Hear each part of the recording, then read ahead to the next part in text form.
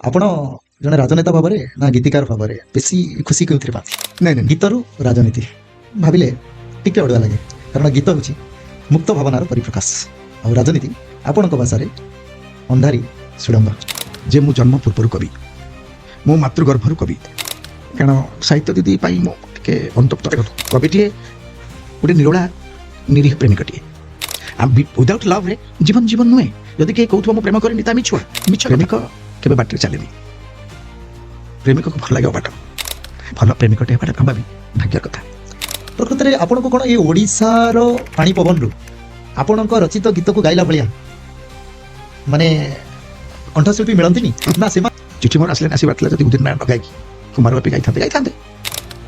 ଏଇଟା ଯୋଉଦିନ ମାନିବେ ଯେ ନା ଆମକୁ ସେଇ ଥ୍ରୋଟା କାହିଁକି ଆମେ ଦେଇପାରୁନୁ, ସେଇ ସାଧନା କାହିଁକି ନାହିଁ ଯୋଉ ସାଧନା ଉଦିନ ନାରାୟଣ ପାଖରେ ଅଛି। ନିଜ କଣ୍ଠଶିଳ୍ପୀ ମାନଙ୍କର ବି ଦାୟିତ୍ୱ ଅଛି କୋଉଠି ନା କୋଉଠି। ନିରୀହ ଗୀତିକାରଟିଏ ଆମ ଗୀତ ଲେଖି ଷ୍ଟାର କରିଲା, ତା କଥା ଟିକେ ଆମେ କେତେବେଳେ କୋଉଠି ବୁଝିବା କି? ବାହ ତୁକାକୁ ବସାଉ ରାଜଗାତିରେ, ସେଥିରେ ମୋ ପେଟ ପୋଡ଼ିଯାଏ ଭୋକ ବିକଳରେ, ତୁ ଷଠିଏ ପଉଟି ରାନ୍ଧୁ। ବାସ୍ କେବଳ ଏତିକି। କେବଳ କଲମ ଧୋଇଲି, ମାଙ୍କୁ ଡାକିଲି, କାଳିଆକୁ ଡାକିଲି, ମତେ କାଳିଆ ଦଉଛି କଣ ଭାତ, ମତେ ଶାଳା ଦଉଛି ଗୀତ। ଏ କଥା ନିହାତି ସତ। କମ ସେ କମ ଗୀତିକାର 55 ନାୟକର ଅର୍ଥାତ୍ 50ଟି ଭଜନ ଆସିବ, 50ଟି ଭଜନ ଆସିବ। ପ୍ରକୃତରେ ମୋନାଲିସା କିଏ ଥିଲା? ଜୀବନ କୋଉଠି ନା କୋଉଠି ମତେ ଠକିଛି, ଏବଂ ସେ ଠକିଛି ବୋଲି ବୋଧ ହୁଏ ମତେ ହସିବାକୁ ବାଧ୍ୟ କରୁଛି। ଯୋଉଠି ସେ ଏକଲା ଥାଏ, ତାର ଅତୀତ ଥାଏ, ତାର ଦୁଃଖିନୀ ମା ଥାଏ, ତାର ରୋଗଣା ବାପା ଥାଏ, ଚାରି ପାଖରେ ଅଲରା ବଲରା କେଶ କରି ବୁଲୁଥିବା ତାଙ୍କର ଭଉଣୀମାନଙ୍କ ଚେହେରା ଦେଖାଯାଏ। ଏଇ ସବୁ କଳାକ୍ଷେତ୍ର, ବିଶେଷ କରି କଳା କ୍ଷେତ୍ରରେ, ସାହିତ୍ୟ କ୍ଷେତ୍ରରେ, ସିନେମା ଜଗତରେ କୋଉଠି ନା କୋଉଠି ଟିକେ ଏପଟ ସେପଟ ହବ, 99 ହବ, 98 ହବ। ଏ ତ କ'ଣ ଲକ୍ଷ୍ୟ ରଖିଛନ୍ତି ରାଜନୀତି? ନାଇଁ ବିନ୍ଦୁ କହିବି। ଭାବ, ଅଭାବ, ସ୍ୱଭାବ, ପ୍ରଭାବ। ସମୟ ତ ବଳବାନ, ସମୟ ତ ଈଶ୍ୱର, ସମୟ ତ ଜଗନ୍ନାଥ, ସମୟ ତ ସଙ୍ଗୀତ, ସମୟ ହିଁ ରାଜନୀତି, ସମୟ ହିଁ ମାଶାଳା ମହାପ୍ରଭୁ ଜଗନ୍ନାଥ।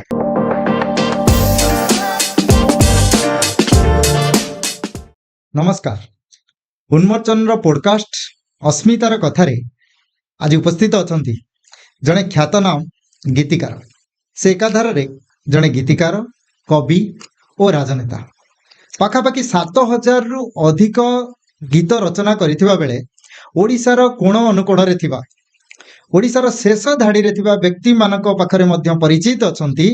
ଓଡ଼ିଶାର ମାଟି, ପାଣି, ପବନ ଓ ଗନ୍ଧକୁ ନେଇକି ଯେଉଁଭଳି ଗୀତ ରଚନା କରନ୍ତି, ଯୁବବର୍ଗରୁ ନେଇକି ବୃଦ୍ଧ ପର୍ଯ୍ୟନ୍ତ ଆବାଳ ବୃଦ୍ଧ ବନିତା ତାଙ୍କର ଗୀତରେ ସମ୍ମୋହିତ ହୋଇଯାଇଥାନ୍ତି। ଆଜି ତାଙ୍କୁ ଆମେ ଆମ ଷ୍ଟୁଡିଓରେ ପାଇଛେ।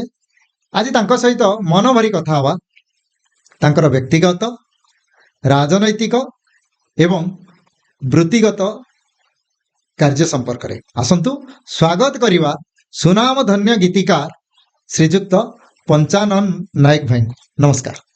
ନମସ୍କାର। କେମିତି ଅଛନ୍ତି? ବାସ୍ ଅଛି, ଗୋଟେ ଜୀବନକୁ ଜିଇଁବାର ଅଛି, ଏବଂ ଜିଇଁବାର ଅଛି ବୋଲି ବୋଧେ ମୁଁ ଅଛି। ଆପଣଙ୍କର ଯୋଉ କବି ସୁଲଭ ଚାତୁରୀ, ମାନେ ବୟସ ଅର୍ଦ୍ଧ ଶତାବ୍ଦୀ ଟପିଲାଣି, କିନ୍ତୁ ଏବେ ବି ମନ ଭିତରେ ସେଇ କୋମଳତା ଅଛି। ସେଇ କୋମଳମତୀ ବୟସର ପିଲାମାନଙ୍କୁ ଆପଣ ବି ମତୁଆଲା କରିଦିଅନ୍ତି ଆପଣଙ୍କର ଗୀତରେ। ଆପଣଙ୍କର ଯୋଉ ପିଲାଦିନର ସ୍ମୃତିର ଏବେ ବି ଝଲକ ଆସେ ଆପଣଙ୍କ ଗୀତରେ।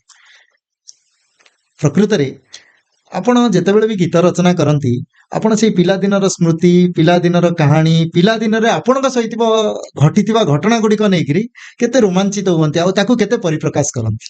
ନାଇଁ, ସମୟ ତ ଅତିକ୍ରାନ୍ତ ହଉଛି। ଆମେ ଯେତେବେଳେ ଭୂମିଷ୍ଠ ହେଲେ, ମାଟିକୁ ଛୁଇଁଲେ, ମାକୁ ଚିହ୍ନିଲେ, ଗଛ, ବୃକ୍ଷ, ଲତା, ପାଣି, ପବନ, ନଦୀ, ସାଗର, ସମୁଦ୍ର, ଜହ୍ନ, ତାରାକୁ ଦେଖିଲେ, ସେତେବେଳେର ଚେତନା ସମ୍ପୂର୍ଣ୍ଣ ନିଆରା ଥିଲା। ସେ ଚିନ୍ତା ଓ ଚେତନାରୁ ଯେତେବେଳେ ପୁଣି ବାହାରିକି ପଳେଇଲେ, ଗୋଟେ କିଶୋର ବୟସରେ ଆସିଲେ, ସେତେବେଳେ ଗୋଟେ ଚିନ୍ତା ଚେତନା ଅଲଗା ଥିଲା। ପୁଣି କିଶୋରକୁ ଅତିକ୍ରମ କରି ଗୋଟେ ତରୁଣ ବୟସ, ତରୁଣ ପରେ ଯୌବନ ବୟସ, ଏମିତି ମନୁଷ୍ୟ ପ୍ରତ୍ୟେକ ପାହାଚକୁ ନେଇ ଡେଇଁକା ଚାଲିଛି। ଏବଂ ସବୁଠୁ ବଡ଼ତମ କଥା ହେଉଛି, ଯିଏ ଜଣେ କ୍ରିଏଟିଭ ପର୍ସନ, ଜଣେ ଗୀତିକାର ହଉ କି ସାହିତ୍ୟିକ ହଉ କି କବି ହଉ କି ଉପନ୍ୟାସିକ ହଉ, ଯେଉଁମାନେ କ୍ରିଏଟ୍ କରନ୍ତି, ସେମାନେ ଏଇ ଯୋଉ କଥା କୁହାହେଲାନି ବୟସ ଆପଣଙ୍କର ଅର୍ଦ୍ଧ ଶତକ ହବାକୁ ଯାଉଛି, ସେମାନେ ବୟସଟାକୁ ଗୋଟେ ଏଜ୍, ଗୋଟେ ନମ୍ବର ବୋଲି ଭାବନ୍ତି। ମୁଁ ବେଳେବେଳେ ମୁଁ ତ ଭାବେ, ବ୍ୟକ୍ତିଗତ ଭାବରେ କିଏ କ'ଣ ଭାବିଲେ ନ ଭାବିଲେ ମୋର କିଛି ନାହିଁ, ମୁଁ ଭାବେ ବୟସଙ୍କ ସହିତ ଆପଣ ଅଟକି ଯାଆନ୍ତୁନି। ନା, ଆପଣ ଆପଣ ଆପଣ କାମ କରୁଛନ୍ତି, ଆପଣ କାମ କରିବାକୁ ପଡ଼ିବ। ଏବଂ ବୟସକୁ ଯଦି ଆପଣ ଭାବିବେ ଯେ ମୋତେ 55 ହେଲା 60 ହେଲା ମୁଁ ଏବେ ଅବସର ନେବା ଆବଶ୍ୟକ, ସେଟା ଭୁଲ। ଆପଣ ହାରିଯିବେ। ଜୀବନ ଥିବା ଯାଏ, ଥିବା ଯାଏ ସେପର୍ଯ୍ୟନ୍ତ କର୍ମ ଅଛି। କର୍ମ କେବେ ଛାଡ଼େନି, କର୍ମ କେବେ ସରେନି। ଚାକିରିରେ ଗୋଟେ ଅବସର ଥାଏ, ସୃଜନଶୀଳତାରେ ଅବସର ନଥାଏ। ସୃଜନଶୀଳତାରେ ଆହୁରି ଆବିଷ୍କାର ନୂଆ ନୂଆ ଆବିଷ୍କାର ଆବିଷ୍କାର ଥାଏ। ଥାଏ। ଆପଣ ଜଣେ ରାଜନେତା ଭାବରେ ନା ଗୀତିକାର ଭାବରେ ବେଶୀ ଖୁସି କେଉଁଥିରେ ପାଆନ୍ତି? ନାଇଁ ନାଇଁ ନାଇଁ, ମୁଁ ଗୀତିକାର ପଞ୍ଚାନନ ନାୟକ। ମୋର ପରିଚୟ ଓଡ଼ିଶାର 4.5 କୋଟି ଓଡ଼ିଆଙ୍କ ଭିତରେ ଯୋଉ ଅଛି, ସେଇଟା ଗୀତିକାର ପଞ୍ଚାନନ ନାୟକ ବିଷୟରେ ଅଛି, କବି ପଞ୍ଚାନନ ନାୟକ ବିଷୟରେ ଅଛି, ସମାଜସେବୀ ପଞ୍ଚାନନ ନାୟକ ବିଷୟରେ ଅଛି। ରାଜନେତା ଯୋଉ ଶବ୍ଦଟା ଆସୁଛି ନା, ମୁଁ ସେ ଶବ୍ଦଟାକୁ ଟିକେ ଦୂରେଇକି ରଖେ। ନେତା କୁହନ୍ତୁନି, ଜଣେ ସେବକ ବୋଲି କୁହନ୍ତୁ। ମୁଁ ମାଟି ମଣିଷ ଅଟେ, ମାଟିଆଟେ। ତେଣୁ ମାଟିର କଥା, ମାଟିର ଦୁଃଖ, ମାଟିର ଭାବ, ମାଟିର ସମ୍ପର୍କ ଭିତରେ ମୋ ପିଲାଦିନ ଓତପ୍ରୋତ ଭାବରେ ଜଡ଼ିତ। ମୁଁ ସେବା ହିଁ ଗୋଟେ ଧର୍ମ। ଏବଂ ଯିଏ କଲମ ଧରିଛି ସେ ଗୋଟେ ସେବା କରୁଛି, ଏବଂ ସେ କଲମ ମାଧ୍ୟମରେ ସମାଜର ଶେଷ ଧାଡ଼ିରେ ଥିବା ଲୋକମାନଙ୍କ ବିଷୟରେ ସେ ଆଲୋକପାତ କରୁଛି। ବା ସମାଜର ଶେଷ ଧାଡ଼ି ଲୋକଙ୍କର ଯୋଉ ହକ୍ ଅଛି, ଯୋଉ ଅଧିକାର ଅଛି, ତାକୁ କେମିତି ନେଇକି ଗୋଟେ ବ୍ୟବସ୍ଥା ପାଖରେ ପହଞ୍ଚେଇବା, ଗୋଟେ ପ୍ରଶାସନିକ ସ୍ତରରେ ପହଞ୍ଚେଇବା, ସେଇଟା ହେଉଛି ମୋର ଲକ୍ଷ୍ୟ। ଏବଂ ମୁଁ ଯୋଉ ଦଳରେ ଅଛି, ଯଦି ରାଜନୀତି କଥା କହୁଛନ୍ତି, ମୁଁ ଯୋଉ ଦଳରେ ଅଛି ତାହା ହେଉଛି ବିଶ୍ୱର ସର୍ବଶ୍ରେଷ୍ଠ ରାଷ୍ଟ୍ରବାଦୀ ଦଳ, ସାଂସ୍କୃତିକ ଦଳ, ଅଖଣ୍ଡତାକୁ ବିଶ୍ୱାସ କରୁଥିବା ଦଳ, ଗୋଟେ ଭୂଖଣ୍ଡକୁ ବିଶ୍ୱାସ କରୁଥିବା ଦଳ, ଗୋଟେ ବିଶ୍ୱ ବ୍ରହ୍ମାଣ୍ଡର ସ୍ୱପ୍ନ ଦେଖୁଥିବା ଗୋଟେ ଦଳ। ତେଣୁ ଇଏ ଦଳ ଗୋଟେ ଭାରତୀୟ ଜନତା ପାର୍ଟି, ଇଏ କେବଳ ଗୋଟେ ଦଳ ନୁହେଁ, ରାଜନୀତି ନୁହେଁ। ଏଠି ଆମେ ସେବା କରିବା ପାଇଁ ଆସିଛୁ। ଯେତେବେଳେ ଯାହା ସୁଯୋଗ ଆସୁଛି, ଯୋଉ ଆମକୁ ଯାହା ଆଦେଶ ମିଳୁଛି, ଜଣେ କାର୍ଯ୍ୟକର୍ତ୍ତା ହିସାବରେ, ଶୃଙ୍ଖଳିତ କାର୍ଯ୍ୟକର୍ତ୍ତା ହିସାବରେ ମୁଁ ତା ସମ୍ପାଦିତ କରୁଛି। ଗୀତରୁ ରାଜନୀତି ଭାବିଲେ ଟିକେ ଅଡୁଆ ଲାଗେ, କାରଣ ଗୀତ ହେଉଛି ମୁକ୍ତ ଭାବନାର ପରିପ୍ରକାଶ, ଆଉ ରାଜନୀତି ଆପଣଙ୍କ ଭାଷାରେ ଅନ୍ଧାରୀ ସୁଡ଼ଙ୍ଗ।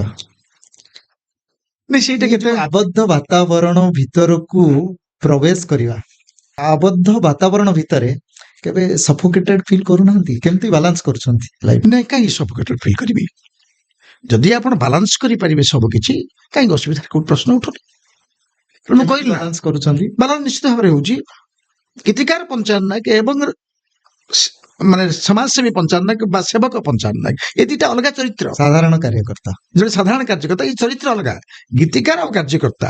ଏବଂ ଦେଖ, ମୁଁ ବି ସଂସାର କରୁଛି ନା, ମୁଁ ବି ଘର ଦ୍ୱାର, ଭଲ ମନ୍ଦ, ପୁଅ ଛୁଆ, ପିଲା ବୋହୁ, ନାତି ନାତୁଣୀ କଥା ଦେଖୁଛି, ଧର୍ମପତ୍ନୀ କଥା ଦେଖୁଛି, ବାପା ମାଙ୍କ କଥା ଦେଖୁଛି, ମୋ ନିଜ କଥା ଦେଖୁଛି, ନିଜର କ୍ରିଏଟିଭ ଦେଖୁଛି। ଏବଂ ଯେତେବେଳେ ସମୟ ଆସୁଛି, ସେତେବେଳେ ପୁଣି ଜନସେବାର କଥା ଆସୁଛି। ଏବଂ ଯେତେବେଳେ ଯାହା ସଂଗଠନ, ଭାରତୀୟ ଜନତା ପାର୍ଟି ଯୋଉ ସାଂଗଠନିକ ହିସାବରେ ଯୋଉ କାର୍ଯ୍ୟକ୍ରମ ଯେତେବେଳେ ମୋତେ ଦେଇଛି, ତାକୁ ମୁଁ ସଫଳତାର ସହିତ ରୂପାୟନ କରିଛି ଏବଂ ସମ୍ପାଦିତ କରିଛି। ଅସୁବିଧା କୋଉଠି ରହୁଛି? ସବୁ କହୁଛି ଆପଣଙ୍କର ମାନସିକତା, ଆପଣଙ୍କର କୋଉ ଷ୍ଟାଇଲରେ ଆପଣ କାମ କରୁଛନ୍ତି, କେମିତି ଭାବରେ କାମ କରୁଛନ୍ତି ଏବଂ କେମିତି ଭାବରେ ଉପସ୍ଥାପନା କରୁଛନ୍ତି, ତାହା ହିଁ ମୁଖ୍ୟ କଥା। ଛାଡ଼ନ୍ତୁ, ଏ ରାଜନୀତି କଥା ତ ମଝିରେ ମଝିରେ କଥା ହବା, କିନ୍ତୁ ଆଜି ଯେହେତୁ ସେ ଚିଠି ମୋର ଆସିବାର ଥିଲା, ସାହିତ୍ୟ ଦିଦି, ବାଟୋଇରେ ବାଟୋଇ ଭଳି ସୁନ୍ଦର ଗୀତମାନ ଲୋକମାନଙ୍କୁ ଭେଟି ଦେଇଥିବା ପଞ୍ଚାନନ ନାୟକ, ଗୀତିକାର ପଞ୍ଚାନନ ନାୟକ ଆମ ସହିତ ଉପସ୍ଥିତ ଅଛନ୍ତି। ତାଙ୍କଠାରୁ ଜାଣିବା, ପ୍ରକୃତରେ ଏଇ ଯୋଉ ଗୀତ ଲେଖିବାର ପ୍ରଥମ ଅନୁଭୂତି କେମିତି ଥିଲା, ଆଉ କୋଉଠି ପ୍ରେରଣା ପାଇଥିଲେ ଗୀତ ଲେଖିବା ପାଇଁ? ଦେଖନ୍ତୁ, ମୁଁ ସେ କଥାକୁ ପୁରା ଟୋଟାଲି କ୍ଲିୟର କରିବାକୁ ଚାହେଁ ଯେ ମୁଁ ଅଧିକାଂଶ ଇଣ୍ଟରଭ୍ୟୁରେ କହିଛି ଯେ ମୁଁ ଜନ୍ମ ପୂର୍ବରୁ କବି, ମୋ ମାତୃଗର୍ଭରୁ କବି। ଏଇଥିପାଇଁ କହୁଛି, ମୁଁ ଯୋଉ ବଂଶରେ ଜନ୍ମ ହେଲି, ମୁଁ ଯୋଉ ମାଟିରେ ଜନ୍ମ ହେଲି, ସେ ମାଟି ହେଉଛି ତିହିଡି ମାଟି। ତିହିଡି ମାଟି ହେଉଛି ଆପଣଙ୍କର ସାହିତ୍ୟର ସ୍ୱର୍ଗପୁର। ତିହିଡି ମାଟିରେ ଏମିତି କୋଉ ଗାଁ ନାହିଁ, କୋଉ ସାହି ନାହିଁ, କୋଉ ଘର ନାହିଁ ଯୋଉ ଘରେ ଆପଣ କଳାକାରଟିଏ ପାଇବେ ନାହିଁ, ଯୋଉ ଘରେ ଆପଣ କବିଟିଏ ପାଇବେନି। ତେଣୁ ତା ଛଡା ସବୁଠୁ ବଡ଼ କଥା ହେଉଛି କାନ୍ତକବି ଲକ୍ଷ୍ମୀକାନ୍ତ ମହାପାତ୍ରଙ୍କର ମାଟିର ମୁଁ ଦାୟାଦ। ତେଣୁ ମୁଁ, ଲୋକେ ଜାଣିଛନ୍ତି ପଞ୍ଚାନନ ନାୟକ ନବବର୍ଷରେ ତୃତୀୟ ଶ୍ରେଣୀରେ ପଢିଲା ବେଳେ ସାରା ଓଡ଼ିଶା ମୋତେ ଚିହ୍ନିଥିଲା। ଟିକେ ଦୁନିଆ କୁନି ରାଇଜ, ବିଲୁଆ ନନା, ବାଘ ମାମୁଁ, ଏଇ ଯୋଉ ଛୋଟ ଛୋଟ ଶିଶୁ ପତ୍ରିକା ଥିଲା, ସେଥିରେ ଗୀତ କବିତା ଲେଖୁଥିଲି। ତେଣୁ ମତେ ଲାଗେ ମୁଁ ମୂଳରୁ ଆସିଛି, ସେଇ ମୋର କାମ, ସେଇ କାମ କରିବା ପାଇଁ ମୁଁ ଆସିଛି। ଆପଣଙ୍କ ରଚିତ ସାହିତ୍ୟ ଦିଦି ତମେ ଗପରେ ଗପରେ ଯୋଉ ଆଲବମ ତାର ଏକ ପାର୍ଟ ଥିଲା। ହୁଁ। ସେ ଗୀତ ଶୁଣାଯାଏ ଯେ ଏକ ସତ୍ୟ ଘଟଣା ଉପରେ ଆଧାରିତ, ଯୋଉଟା କି ପଞ୍ଚାନନ ନାୟକଙ୍କର ବାଲ୍ୟ ଜୀବନର କିଛି ସ୍ମୃତି ସେ ଗୀତରେ ପରିପ୍ରକାଶ ହୁଏ। ସେଇ ପିଲାଦିନର ସ୍ମୃତି ଓ ଗୀତର ସୃଷ୍ଟି ବିଷୟରେ ଟିକେ ଆମକୁ ସମ୍ୟକ ଭାବରେ ଜଣେଇବେ? ଦେଖନ୍ତୁ, ମୁଁ ଏବେ ବି ମଝିରେ ମଝିରେ ଟିକେ ଇମୋସନ ହେଇଯାଏ। ଇମୋସନାଲି କଣ କିଛି କହିଦିଏ, କଣ କିଛି ଲେଖିଦିଏ, ମୋ ଭାବନାକୁ ଯାହା ଛୁଏ। କାରଣ ଗୀତିକାର ପଞ୍ଚାନନ ନାୟକ କେବେ ଫାଣ୍ଟାସିରେ ବିଶ୍ୱାସ କରି ନାହାନ୍ତି। ଗୀତିକାର ପଞ୍ଚାନନ ନାୟକ ସବୁବେଳେ ବାସ୍ତବ ଚିତ୍ର ଆଙ୍କିଛନ୍ତି।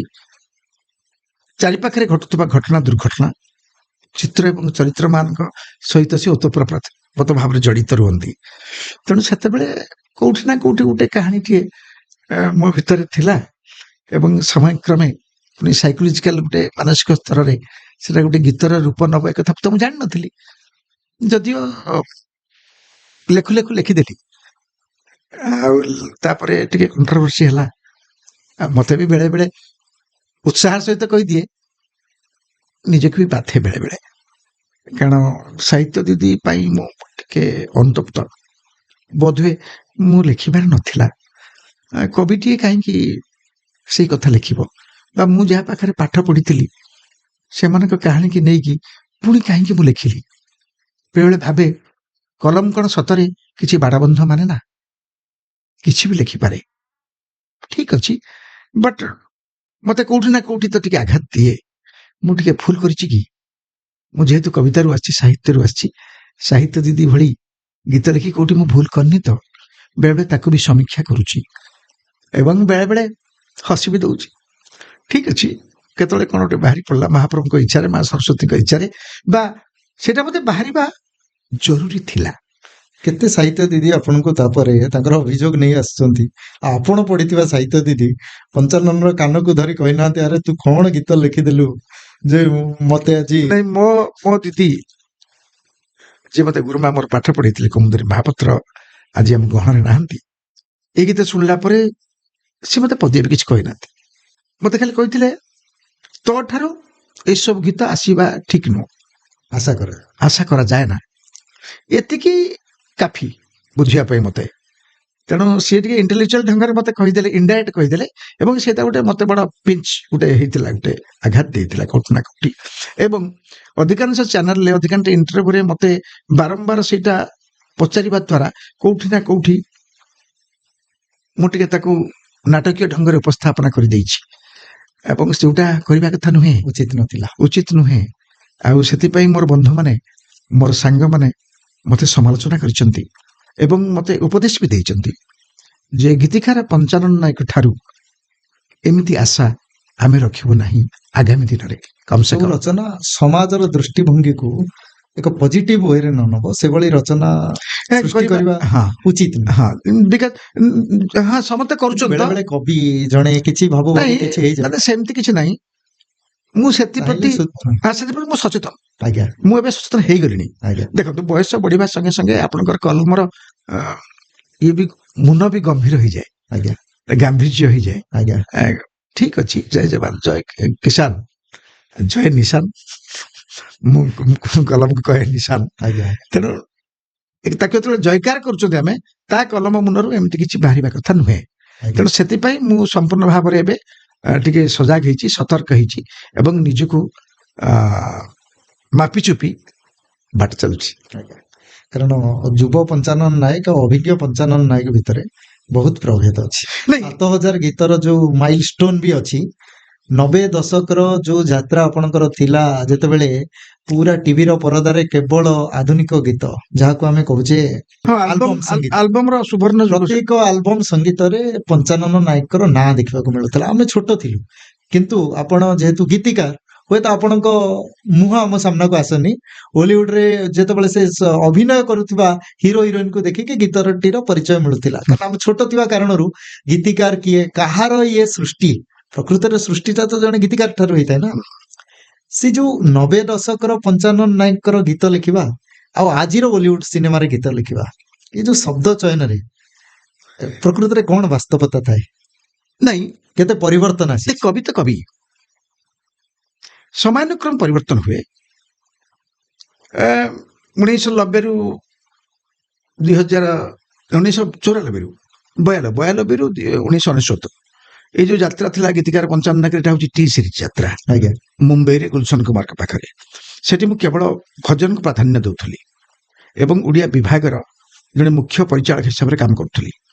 କିନ୍ତୁ 2000 ପରେ ଯେତେବେଳେ ଓଡ଼ିଶାକୁ ଆସିଲି, ଏଠି ଆଧୁନିକ ଗୀତର ଆରମ୍ଭ ମୋର ହେଲା। ତେଣୁ ସେତେବେଳେ ମୁଁ ଦେଖିଲି ଓଡ଼ିଶାରେ ମେଲୋଡି ଯୋଉ ହୁଏ, ଏଠି ଅଧିକାଂଶ ଗୀତ ସବୁ ବମ୍ବେ ମାନେ ହିନ୍ଦୀ ଗୀତ ହୁଏ। ଓଡ଼ିଆ ଗୀତର ଛାପ କିଛି ମିଳେନି। ଆଉ ବହୁତ କମ ରେୟାର ହଉଛି ମେଲୋଡି ଷ୍ଟେଜରେ ଗୀତ ଦେଖିବାକୁ ମିଳେ। ମୁଁ ଯେ ଏକ ପାଗଳ ଭଅଁର, ପୁଣ୍ୟର ନଦୀ ତୀରେ, ଯାଯାବର, ତୋର ଉଡ଼ି ଉଡ଼ି ଯାଏ କାନି, ପର୍ଟିକୁଲାର କିଛି ଗୀତ ସେଠି ଚାଲୁଥିଲା। ମତେ ଲାଗିଲା ଯେ ଏଇ ଟ୍ରେଣ୍ଡଟା କାହିଁକି କଣ୍ଟିନ୍ୟୁ କରିବ, ଏଟାକୁ ଟିକେ ଆମକୁ ଚେଞ୍ଜ କରିବାକୁ ପଡିବ। ତାପରେ ମଳୟ ମିଶ୍ରଙ୍କ ସହିତ ଯୋଉ ସାକ୍ଷାତ ହେଲା 2000ରେ, ତାପରେ ଆଲବମ ଜଗତର ଗୋଟେ ବଡ ପରିବର୍ତ୍ତନ ବଡ ପରି- ହେଲା। ଛୋଟବେଳେ ଆମେ ଯଦି ଶୁଣୁଥିଲୁ କେବଳ ଆଲବମ ଶୁଣୁଥିଲୁ, ଆଉ ଆପଣଙ୍କ ଆଲବମ ଯୋଗୁଁ ଆମେ କେତେଥର ମାଡ ବି ଖାଇଛୁ ସ୍କୁଲରେ। କାରଣ ଯୋଉ ଗୀତ ଗୁଡିକ ଥାଏ ବେଳେ ବେଳେ ବିରହର ଯନ୍ତ୍ରଣା ଦେଇ ଦେଇଥାନ୍ତି। ଯୋଉମାନେ ନୂଆ ନୂଆ ପ୍ରେମରେ ପାଦ ଥାପିଥିବେ ଯେ ତାଙ୍କର ଅବସ୍ଥା କେତେ ଶୋଚନୀୟ ହେଇଯାଏ, ଆଉ ଆପଣ ତାଙ୍କୁ ମଲମ ମଳିଆ ବି ବେଳେ ବେଳେ କାମ ଦିଏ ସେ ସବୁ। ଦେଖନ୍ତୁ, କବିଟିଏ ଗୋଟେ ନିରୋଳା ନିରୀହ ପ୍ରେମିକଟିଏ, ତା ଭିତରେ କୋଉଠି ନା କୋଉଠି ଗୋଟେ ଚୁପଚାପ ସମୁଦ୍ରଟିଏ ଥାଏ ଏବଂ ବହୁତ ଅତିକ୍ରମ ଆକାଶରେ ଗୋଟେ ଜହ୍ନ ଥାଏ। ଏବଂ ସେଇ ସମୁଦ୍ର ଆଉ ଜହ୍ନ ଯୋଉ ବ୍ୟବଧାନ ଯୋଉ ରହିଲା, ଯୋଉ ସମୁଦ୍ରରୁ ଜହ୍ନ, ସେଇ ବ୍ୟବଧାନ ଭିତରେ ସେ କୋଉଠି ନା କୋଉଠି ନିଜର ସ୍ଥିତି ଖୋଜୁଥାଏ, ନିଜର ପ୍ରେମକୁ ଖୋଜୁଥାଏ। ସେଟା ଅବଚେତନରେ, ସାଧାରଣ ଭାବରେ ବା ସାଧାରଣ ଲୋକଟିଏ ଏକୁ ବୁଝିପାରିବନି, ବା ସାଧାରଣ ଶ୍ରୋତାଟିଏ ଏଟା ମାପି ପାରିବନି। ଶ୍ରୋତାଟିଏ କଣ ଶୁଣୁଛି ନା ପଞ୍ଚାନନ ଲେଖିଲେ ଚିଠି ମୋର, ଏଇଟା ଶୁଣୁଛି। କିନ୍ତୁ ତା ଭିତରେ ଯୋଉ କାହାଣୀ, ତା ପଛଦ ପଟର ଯୋଉ ରହସ୍ୟଟା ଅଛି, ସେଟା ଶ୍ରୋତା ବୁଝେନି। କିନ୍ତୁ ଶ୍ରୋତାକୁ ଲାଗେ ଏଇଟା ବାସ୍ତବିକ, ମୋ ଚିଠି ଆସିବାର ଥିଲା। କାରଣ ଆମେ ସମସ୍ତେ ପ୍ରେମରେ ବଞ୍ଚିଛନ୍ତି। ୱିଦାଉଟ୍ ଲଭରେ ଜୀବନ ନୁହେଁ। ଯଦି କେହି କହୁଥିବ ମୁଁ ପ୍ରେମ କରିନି, ତା ମିଛ କଥା, ଡହରାମି। ମୁଁ କହୁଛି ମୁଁ ଜଣେ ଭଲ ପ୍ରେମିକ, ମୁଁ ଜଣେ ନିରୋଳା ପ୍ରେମିକ, ନିରୀହ ପ୍ରେମିକ, ସରଳ ପ୍ରେମିକ ଏବଂ ଭୟଙ୍କର ପ୍ରେମିକ। ଯଦି ତାହା ନ ହେଇଥାନ୍ତା, ତେବେ ମୋନାଲିସା କାହିଁ ଛାଡି ଚାଲିଗଲୁ ଆସିନଥାନ୍ତା, ବା କଣ୍ଢେଇ ଆସିନଥାନ୍ତା। ହଁ, କଣ୍ଢେଇ, ଖେଳନା, ପାଉଁଶ, ସମାଧି, ଆତ୍ମା କାଞ୍ଚି, ଏଇ ଯୋଉ ଦୁଃଖର ସିରିଜ ଥିଲା, ଏଇଟା ଆସିନଥାନ୍ତା।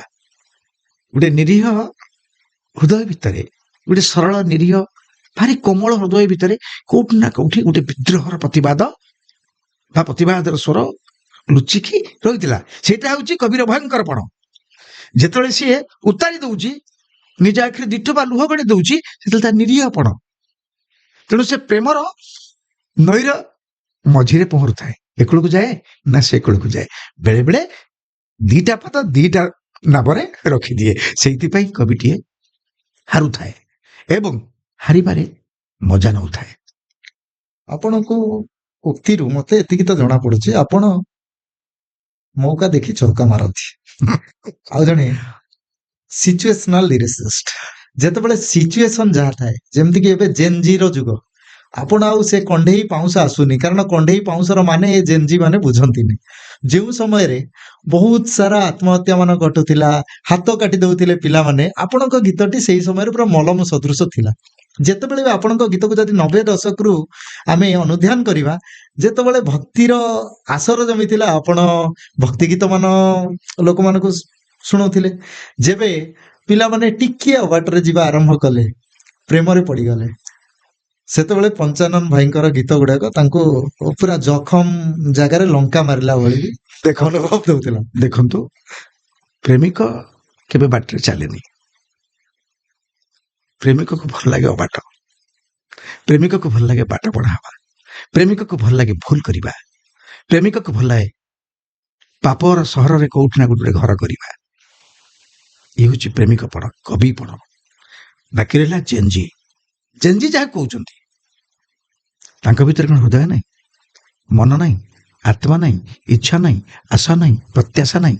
ଅଛି, କିନ୍ତୁ ପ୍ରେମ କରିବାର ଢଙ୍ଗ ବଦଳି ଯାଇଛି। ବଦଳି ଯାଇଛି। ଏଇଥିପାଇଁ ଆମେ ସମୟକୁ ନେଇ ପରିବର୍ତ୍ତନ ହେବା ଆବଶ୍ୟକ। ଆମର ଚିନ୍ତା ଚେତନାର ପରିସର ବି ସେମିତି ପରିବର୍ତ୍ତନ ହେବା ଦରକାର, ସ୍ପିଡ୍ ହେବା ଦରକାର, ବ୍ରୋଡ ହେବା ଦରକାର।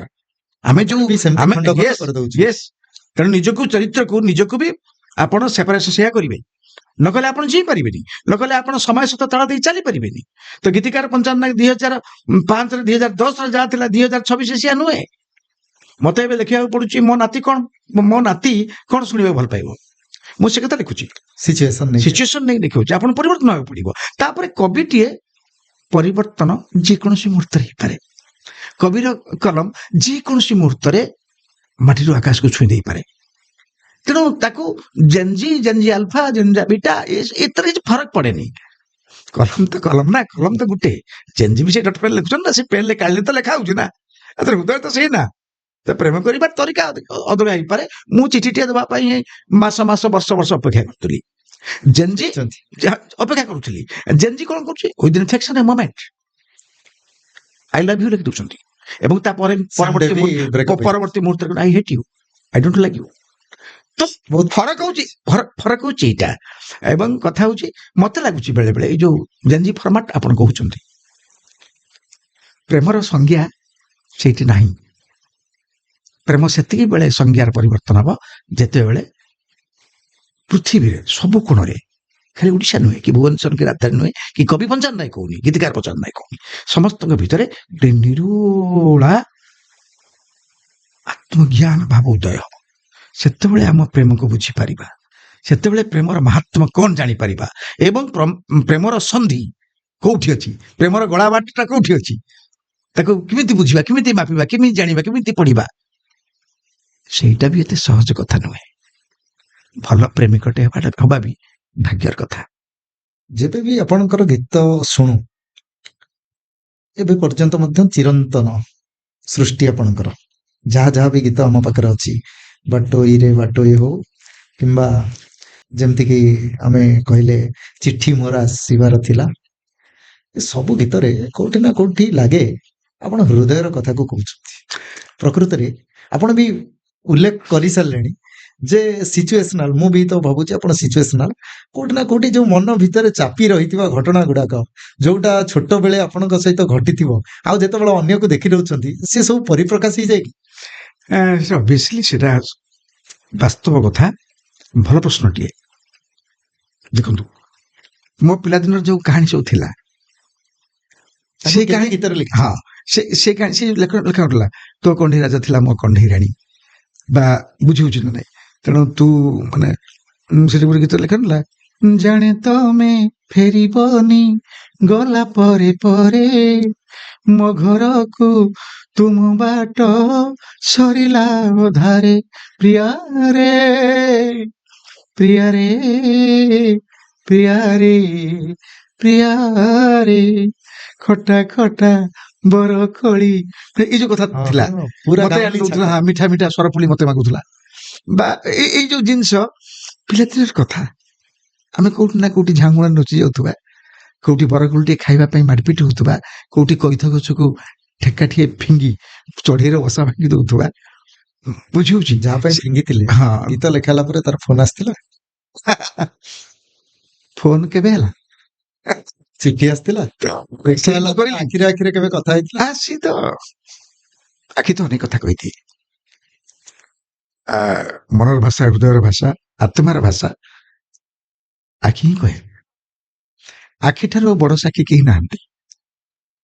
ଆଖି ସବୁର ସାକ୍ଷୀ, ପ୍ରେମର ସାକ୍ଷୀ, ପ୍ରତାରଣାର ସାକ୍ଷୀ, ପ୍ରତିଶ୍ରୁତିର ସାକ୍ଷୀ, ଧୋକାର ବି ସାକ୍ଷୀ, ଏବଂ ସବୁଠୁ ଏକଲାପଣର ବି ସାକ୍ଷୀ। ତେଣୁ ସେମିତି କିଛି ନଥାଏ। ଯେତେବେଳେ ଯା ବାସ୍ ଗୋଟେ ଜୀବନକୁ ଜିଉଛନ୍ତି, ତ କେତେବେଳେ କଣ ସବୁ ଘଟୁଛି ଏଇଆ କଥା। ଏବେ ସଙ୍ଗୀତ ଜଗତକୁ ନେଇକି ଆଉ ଗୋଟେ ପ୍ରଶ୍ନ, ଆପଣଙ୍କର କେମିଷ୍ଟ୍ରି ସଙ୍ଗୀତ ନିର୍ଦ୍ଦେଶକ ମଳୟ ମିଶ୍ରଙ୍କ ସହିତ ବହୁତ ଜୋରରେ ଜମିଯାଏ। ଆଉ ଯେବେ ଯୋଡ଼ି ପଞ୍ଚାନନ ସହିତ ମଳୟ ଆବିର୍ଭାବ ହୁଅନ୍ତି ସେବେ ଶ୍ରୋତାମାନେ ପାଆନ୍ତି ଏକ ନୂତନ ଭେଟି, ଯାହାକି ସେମାନଙ୍କ ହୃଦୟକୁ ମଧ୍ୟ ଛୁଇଁଯାଏ। ଏଇ ଯୋଉ ଆପଣଙ୍କ ଦୁଇ ଜଣଙ୍କ ଭିତରେ ଯୋଉ ସମନ୍ୱୟର ସ୍ଥିତି ଜାଗ୍ରତ ହେଲା, ସମନ୍ୱୟର ଭାବ ସୃଷ୍ଟି ହେଲା, ଆଉ ଏତେ ଗୁଡାଏ ସୁପରହିଟ୍ ଗୀତ ଶ୍ରୋତାମାନଙ୍କୁ ଭେଟିଦେଲା, ତା ଭିତରେ ଆପଣ କାହାକୁ ଦେଖନ୍ତି ଯେ ଏଇ କାରଣ ଯୋଗୁଁ ଆମ ଦୁଇ ଜଣଙ୍କର ଯୋଡ଼ି ବହୁତ ଭଲ ଥିଲା, ଆଉ ଏଇଥିପାଇଁ ଆମେ ମାନେ ଲୋକମାନଙ୍କୁ ଏକ ନୂଆ ନୂଆ ସୃଷ୍ଟି ଦେବାରେ ସକ୍ଷମ। କଜ ଇଜି ପରଫେକ୍ଟ କଜ, ବଢିଆ କ୍ୱେଶ୍ଚନ। ନିଃସନ୍ଦେହ ଭାବରେ ମଳୟ ମିଶ୍ର ଜଣେ intellectual meditator, because he is an engineer and gold medalist engineer. ଯେତେବେଳେ ଇଣ୍ଟେଲେକ୍ଚୁଆଲ ଲୋକଟି, ସାହିତ୍ୟରେ ରୁଚି ରଖୁଥିବା ଲୋକଟି ସଙ୍ଗୀତ ନିର୍ଦ୍ଦେଶନାରେ ପ୍ରବେଶ କରେ, ତାର ରୁଚି ଟିକେ ନିଆରା ହେବ ଏବଂ ତାଙ୍କ ସଙ୍ଗୀତ କରିବାର ରେଟିଂ ଅଲଗା ହେବ, ରେଟିଂ ଅଲଗା ହେବ, ହାରମୋନିୟମ ଧରିବାର ଫର୍ମାଟ ବି ଅଲଗା ରହିବ। ମଳୟ ମିଶ୍ର ଯେହେତୁ ଜଣେ ଇଣ୍ଟେଲେକ୍ଚୁଆଲ ପର୍ସନ, ସାହିତ୍ୟକୁ ଭଲ ପାଆନ୍ତି, ଗପା ବେଳେ ଲେଖୁଥିଲେ, ସିଏ ମତେ କୋଉଠି ନା କୋଉଠି ଆବିଷ୍କାର କରିଥିଲେ ବଡ ବଡ ପତ୍ରିକାରୁ। କବି ଶବ୍ଦ ସଂଯୋଜନା ଭଲ ଅଛି। କବି ପଞ୍ଚାନ ନାୟକ ଏଙ୍କ ସହିତ କେବେ ଗୋଟେ କୋଉଠି ଭେଟ ହଉ, ସେ ବି ଚାହିଁଥିଲେ। ତ ମୋ କଥାଟାକୁ ସେ ବୁଝିପାରନ୍ତି। ସେ ଆଗରୁ ସ୍ୱର କରନ୍ତିନି, ସିଏ ମୋ ଲେଖା ନେଲା ପରେ ହିଁ ସ୍ୱର କରନ୍ତି। କାରଣ ମୋ ଲେଖା କଣ ମାଗୁଛି ସ୍ୱର, ସିଏ ତାକୁ ଖୋଜନ୍ତି। ଯେ ପଞ୍ଚାନ ନାୟକ ଲେଖିଲେ, ସିଂହ ଦ୍ୱାରରେ ପାଦ ଦଉ ଦଉ ପ୍ରାଣଯାନ୍ତା କି ଛାଡ଼ି ମୁଁ ସ୍ୱର୍ଗକୁ ଯାଆନ୍ତି ଚଢ଼ି। ଗୋଟେ ଛୋଟ କଥା ନୁହେଁ, କେତେ ବଡ ଗୋଟେ ଭକ୍ତର ଭାବନା। ତାକୁ କେମିତି କରାଯିବ ଏବଂ ଇଏ କଥାରେ ଆଉ କଣ କଣ ରହିପାରିବ କଥା, ସେଟାକୁ ମଳୟ ମିଶ୍ର ବୁଝନ୍ତି। ଏବଂ ମଳୟ ମିଶ୍ର ଯେତେବେଳେ ଯୋଉ ଇମ୍ପୋର୍ଟାଣ୍ଟ ଥାଏ ଯୋଉଥିରେ, ସେଠି ମତେ ଖୋଜନ୍ତି ଏବଂ ଖୋଜିବାକୁ ବାଧ୍ୟ ହୁଅନ୍ତି ଯେ ଏଇଟା ପଞ୍ଚାନନ ଲେଖିଲେ ଭଲ ହବ। ସେଇଥିପାଇଁ ମଳୟ ମିଶ୍ରଙ୍କ ସହିତ ଯେତିକି କାମ କରିଛି ଆଜି ଯାଏ, ସବୁ ଗୀତ ମତେ ଲାଗେ 99% ସଫଳ। ଆପଣଙ୍କର ଆଉ ଗୋଟେ ମଧ୍ୟ ବଡ ଉପଲବ୍ଧି, ଆପଣ ଜଣେ ସୁନାମ ଧନ୍ୟ ଗୀତିକାର। ଆପଣ ଯାହାକୁ ଟାଣି ଆଣିବେ ଆଉ ଗୀତ ବୋଲେଇ ଦେବେ, ଆପଣଙ୍କ ଗୀତ ଯୋଗୁଁ ସେ ଗାୟକଟି ବି ବେଳେ ବେଳେ ହିଟ୍ ହେଇଯିବ। କିନ୍ତୁ ଆପଣ ଦେଖାଯାଏ, ବେଳେ ବେଳେ ଦେଖାଯାଏ, ଅଧିକାଂଶ କ୍ଷେତ୍ରରେ ମଧ୍ୟ ଆପଣ ବଲିଉଡ ସିଙ୍ଗର ଯେମିତିକି ବାବୁଲ ସୁପ୍ରିୟ ହେଲେ, ସୁରେଶ ୱାଡକର ହେଲେ, ମହମ୍ମଦ ଅଜିଜ ହେଲେ, କୁମାର ସାନୁ ହେଲେ, ଏମାନଙ୍କୁ ଆପଣ ଓଡ଼ିଶା ଡାକନ୍ତି କିମ୍ବା ବମ୍ବେରେ ଯାଇକିରି ଆପଣଙ୍କର ଗୀତ ଗୁଡାକର ଡବିଂ କରେଇଥାନ୍ତି, ଓଡ଼ିଆ ଭାଷାରେ ଡବିଂ କରେଇଥାନ୍ତି। ଆଉ ସେଇଟା ମଧ୍ୟ ଶ୍ରୁତି ମଧୁର ହେଇଥାଏ, ଲୋକମାନଙ୍କ ପାଖରେ ମଧ୍ୟ ବହୁତ ଚର୍ଚ୍ଚା ସାଉଁଟିଥାଏ। ପ୍ରକୃତରେ ଆପଣଙ୍କୁ କଣ ଏଇ ଓଡ଼ିଶାର ପାଣି ପବନରୁ ଆପଣଙ୍କ ରଚିତ ଗୀତକୁ ଗାଇଲା ଭଳିଆ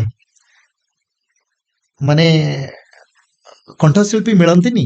ନା ସେମାନଙ୍କ ସହିତ ଗୋଟେ ଭଲ ବଣ୍ଡିଂ ଥାଏ, କେମିଷ୍ଟ୍ରି ଥାଏ, ଆପଣଙ୍କ ଗୀତର ଭାବକୁ ଏମାନେ ବୁଝିପାରିବେନି, ଯୋଉଟା କି ସେମାନେ ବୁଝିପାରିବେ ଅଣ ଓଡ଼ିଆ ହେଇ, ଆପଣ ସେମାନଙ୍କ ପ୍ରତି ଆକୃଷ୍ଟ ହୁଅନ୍ତି? ନାଇଁ, ସେମିତି କିଛି ନାହିଁ, ସେମିତି କିଛି ନଥାଏ ବା ନଥିଲା, ଆଜି ଯାଏ ନାହିଁ। କିନ୍ତୁ ଏମିତି ଏକ ବଦନାମ ମୋ ନାଁରେ ଆସେ ଏବଂ ଏ ବଦନାମ ଏ କଣ୍ଟିନ୍ୟୁ 25 ବର୍ଷ ହେଲା ଅଛି। ସମସ୍ତେ ଭାବନ୍ତି, ବିଶେଷ କରି କଣ୍ଠଶିଳ୍ପୀ ମାନେ ଭାବନ୍ତି ଯେ ପଞ୍ଚାନ ଭାଇ ବାହାରକୁ ଯିବେ, ଆମକୁ କଣ ଗୀତ ଦେବେ, ସେ ମହମ୍ମଦ ଅଜିକି ଦେବେ, ଉଦିନ ନାରାୟଣଙ୍କୁ ଦେବେ, ଅଭିଜିତ ଭଟ୍ଟାଚାର୍ଯ୍ୟଙ୍କୁ ଦେବେ, ବାବୁଲ ସୁପ୍ରିୟଙ୍କୁ ଦେବେ, କୁମାର ସାରଙ୍କୁ ଦେବେ, ଉଦିନ ନାରାୟଣଙ୍କୁ ଦେବେ। ଆଜ୍ଞା, ସବୁଠୁ ବଡତମ କଥା ଏଠି ଦେଖନ୍ତୁ, ମୁଁ କଣ, ମୋର କାମ କଣ, ଗୀତ ଲେଖେ, ଗୀତ ଲେଖିବା। ମୁଁ ତ ପ୍ରଡ୍ୟୁସର ନୁହେଁ, ମୁଁ ତ ମ୍ୟୁଜିକ ଡାଇରେକ୍ଟର ନୁହେଁ। ତେଣୁ ମ୍ୟୁଜିକ ଡାଇରେକ୍ଟର ଏବଂ ପ୍ରଡ୍ୟୁସରଙ୍କୁ ଦୋଷ ନ ଦେଇ ଡାଇରେକ୍ଟ ମତେ କାହିଁକି ଦିଅନ୍ତି?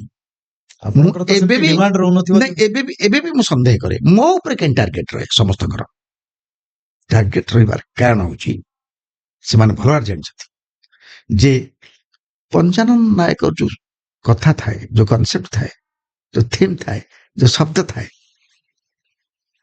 ବୋଧ ହୁଏ ପଞ୍ଚାନନ ନାୟକ କୋଉଠି ନା କୋଉଠି ଆମ ଉପରେ ସନ୍ଦେହ କରୁଛନ୍ତି, ଆମେ ସେଇଟା ତାଙ୍କୁ ଦେଇପାରିବୁ କି ନାହିଁ, ଯୋଉ କଥାଟା ସେ ଚାହୁଁଛନ୍ତି। ଠିକ ଅଛି, ଚିଠି ମୋର ଆସିଲାନି, ଆସିବାର ଥିଲା। ଯଦି ଉଦିତ ନାରାୟଣ ନ ଗାଇକି କୁମାର ବାପି ଗାଇଥାନ୍ତେ। ମୋନାଲିସା କାହିଁ ଛାଡି ଚାଲିଗଲୁ, ଯଦି ସୁରେଶ ୱାଡକର ନ ଗାଇକି ସୌରଭ ନାଗ ଗାଇଥାନ୍ତେ। ଭାବିକି ଦେଖନ୍ତୁ, ଯଦି ବାଟୋଇ କୁମାର ସାନୁ ନ ଗାଇକି ବିଭୁ କିଶୋର ଗାଇଥାନ୍ତେ। ତେଣୁ କାହିଁକି ବିଭୂଷିକରକୁ ଦିଆହେଲାନି, କୁମାର ବାପାଙ୍କୁ ଦିଆହେଲାନି? ସେମାନଙ୍କୁ ଦିଆଗଲା। କାରଣ କଣ? ରହସ୍ୟ କଣ? ନା, ଆମେ ସବୁବେଳେ ନିଜର ଅବଗୁଣକୁ ମାନିବା ପାଇଁ ନାରାଜ। ଏଇଟା ଯୋଉଦିନ ମାନିବେ ଯେ ନା, ଆମକୁ ସେଇ ଥ୍ରୋଟା କାହିଁକି ଆମେ ଦେଇପାରୁନାହାନ୍ତି, ସେଇ ସାଧନା କାହିଁକି ନାହିଁ ଯୋଉ ସାଧନା ଉଦିତ ନାରାୟଣ ପାଖରେ ଅଛି। ନିଜେ ବସି ଗୋଟେ ସେଇ ଶବ୍ଦ, ଗୀତକୁ ଥରେ ଗୋଟେ ଶବ୍ଦକୁ ସେ ଗାଇଲା ବେଳେ କହୁଛନ୍ତି इसका मीनिंग क्या है, खत नहीं आया क्या? मते पचारती बारंबार, मैंने ऐसे बात है, ये स्टोरी है, क्या बात है? आरंभ जो करिवे चिट्ठी मोर, ये जो वार्डिंग थ्रो, हसिलानी हसिबार थिला, ये जो थ्रो, ସେଇଟା କୋଉଠି ନା କୋଉଠି ମୁଁ ବୋଧେ ଓଡ଼ିଶାରେ ପାଇନି। ସତ୍ୟ, ମତେ କିଏ ଭଲ ଭାବିଲେ ଢୋ, ଖରାପ ଭାବିଲେ ଢୋ, ମୋର କିଛି ଫରକ ପଡିବନି। କିନ୍ତୁ ଯୋଉଟା ବାସ୍ତବ କଥା କହିବାକୁ ପଡେ, ଦେଖନ୍ତୁ ସେଇ କ୍ରମରେ ହ୍ୟୁମାନ ସାଗର ଆସିଲେ। ହ୍ୟୁମାନ ସାଗର ଆସିଲେ, ଯୋଉ ଲେବୁଲରେ ଗୀତ ଗାଇଲେ, ଆମେ ଆଉ ବମ୍ବେ ଗଲୁ କି ଗଲେନି। ତାର କାରଣ କଣ? ମିଳିଗଲା ଯାହା ଦରକାର। ୟେସ୍, ସେଇଟା ବାରମ୍ବାର ମତେ ବଦନାମ କରନ୍ତି। ଅଭିଯୋଗ ଅପେକ୍ଷା ଆଉ ଗୋଟେ ଜିନିଷ, ନିଜେ ନିଜକୁ ଟେଷ୍ଟ ବି କରାଯାଇ ପାରିବ। ଯଦି ଆପଣ ନିଜେ ସେଇ ରଚିତ ଗୀତ ପଞ୍ଚାନନ ନାୟକଙ୍କ ରଚନାରେ ଯୋଉଟା ବଲିଉଡ ସିଙ୍ଗର ଗାଇଛନ୍ତି, ନିଜେ କେବେ ନିଜେ ଗାଇକି ନିଜେ ଶୁଣିଦେବେ, ଆପଣ ବି ବୁଝିଯିବେ ଆପଣଙ୍କ ଭିତରେ ଅଭିଯୋଗ କାହିଁ କରିବ, ପ୍ରୟାସ ଜାରି ରଖ। ଆଜ୍ଞା। ତେଣୁ ଅଭିଯୋଗ କରିବା ଅପେକ୍ଷା ନିଜକୁ ଚିହ୍ନ, ବୁଝ, ମାପ, ପଢ। ନିଜର ଯୋଉ ନିଷ୍ଠା ସାଧନା କର୍ମ ବଳେ କିମ୍ବା ଅସାଧ୍ୟ ବହି ତଳେ ସେମାନେ ଗାଇ ପାରୁଛନ୍ତି, ଆମେ କାହିଁ ଗାଇପାରିବାନି? ସେଇ ତ ସାରେଗାମା ପାଧା କରିବାର ଅଛି। ଜୀବନ ତ ସେଇ ସାରେଗାମା ପାଧା ନିଶା। ଆଜ୍ଞା ତା ଆଗକୁ ଅଛି କି ଆଉ କିଛି? ଆଜ୍ଞା ତାକୁ କେମିତି ସେ ସାଧନା କରୁଛନ୍ତି? ଆଜ୍ଞା ଆମେ କାହିଁ କରୁନାହାନ୍ତି? କୋଉଠି ଲାକୁଲା ଆମର ରହୁଛି, ଆଜ୍ଞା। ତାକୁ ଆମେ ଧରୁନାହାନ୍ତି। ମୁଁ ତ ଆଜି ବି କହୁଛି, ଗୀତିକାରଙ୍କର ଗୀତ ଗାଇତ ସିଙ୍ଗର ଆଜି କୋଟିପତି। ଆଜ୍ଞା। ଶହ ଶହ ଷ୍ଟେଜ କରୁଛନ୍ତି। ଯୋଉ ଗୀତଟି ଗାଇ ସେମାନେ ଷ୍ଟାର ହେଲେ, ସୁପରଷ୍ଟାର ହେଲେ, ଦିନେ ଗୀତିକାରକୁ ପଚାରିଛନ୍ତି କୋଉ କଣ୍ଠଶିଳ୍ପୀ ଚାହା ଟିକେ ଦେଇଛନ୍ତି? ନୋ। ପାନ କଣ ଦେଇଛନ୍ତି? ନୋ। କିନ୍ତୁ ମୂଳ ଆଧାର କୋଉଠି? ଗୀତିକାର। ମୁଁ ଥରେ ଟଙ୍କା 5,000 ନେଲି, ଗୋଟେ ଗୀତ ଲେଖିଲି ପଞ୍ଚାନନ ନାୟକ, ତମେ 5,000 ଟଙ୍କା ଦେଇକି ସରିଲା, ପ୍ରଡ୍ୟୁସର କାମ ଶେଷ। ପ୍ରଡ୍ୟୁସର ଲକ୍ଷ ଲକ୍ଷ ଇନକମ କରେ, ମ୍ୟୁଜିକ୍ ଡାଇରେକ୍ଟର ବି ଥରେ ପଇସା ନେଲା। ଆଜ୍ଞା। କିନ୍ତୁ ସିଙ୍ଗର କଣ୍ଠଶିଳ୍ପୀ ଯେ ସବୁବେଳେ ଷ୍ଟେଜ ଶୋରେ କେତେ ପାଉଛି? ଡିମାଣ୍ଡ ଅନେକ ଲକ୍ଷ ଲକ୍ଷ ଟଙ୍କାର। କଣ୍ଠଶିଳ୍ପୀ ମାନଙ୍କର ବି ଦାୟିତ୍ୱ ଅଛି କୋଉଠି ନା କୋଉଠି। ନିରୀହ ଗୀତିକାରଟିଏ ଆମ ଗୀତ ଲେଖି ଷ୍ଟାର କରେଲା, ତା କଥା ଟିକେ ଆମେ କେତେବେଳେ କୋଉଠି ବୁଝିବା କି? ସେଇଟା ନାହିଁ। ବେଳେ ବେଳେ କଷ୍ଟ ବି ଲାଗେ, ଦୁଃଖ ବି ଲାଗେ, ଯେ ଏଇ ଗୋଟିଏ ଗୀତରେ ଲୋକଟା ଏତେ ବଡ ଷ୍ଟାର ହେଲା, କାହିଁ ମତେ ଦିନେ ପଚାରିଲାନି? ଷ୍ଟେଜରେ ବେଳେ ଗୀତ ଗାଇଲା ବେଳେ ମୋ ନାଁଟା ଦିନେ କହୁନି। କେତେଟା କଣ୍ଠଶିଳ୍ପୀ ଗୀତିକାର ନାଁ କହନ୍ତି? ବହୁତ କମ। ଯେ ଏଇଟା ଗୀତିକାର ପଞ୍ଚାନନ ନାୟକର ଗୀତ ମୁଁ ଗାଇବାକୁ ଯାଉଛି, ଏଇଟା ସଙ୍ଗୀତ ନିର୍ଦ୍ଦେଶକ ମଳୟ ମିଶ୍ରର ଗୀତ ଗାଇବାକୁ ଯାଉଛି, କେତେଟା କଣ୍ଠଶିଳ୍ପୀ ଗାଆନ୍ତି କହନ୍ତି ମଞ୍ଚ ଉପରେ? ଇଏ କଣ? ଏ କି ଭାବନା, ଏ କି ଚେତନା?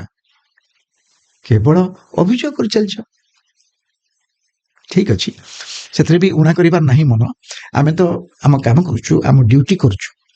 ତେଣୁ କିଏ ବି ଗୋଟେ ଗୀତ ଗାଇ ଯଦି ଉପରକୁ ଗଲା, ମହାପ୍ରଭୁ ଜଗନ୍ନାଥ ଚାହୁଁଛନ୍ତି ସେ ଭଲରେ ରହୁ। ଆପଣଙ୍କର ଗୋଟେ ଗୀତ ମୁଁ ଶୁଣିଥିଲି, ଛୋଟବେଳେ ବି ସେ ଗୀତକୁ ଆମେ ଗୁଣୁଗୁଣା, ବା ବାହାରେ ବଡ ଦେଉଳିଆ ବନ୍ଧୁ, ଆପଣ ସେଥିରେ ମଧ୍ୟ ଅଭିନୟ କରିଛନ୍ତି।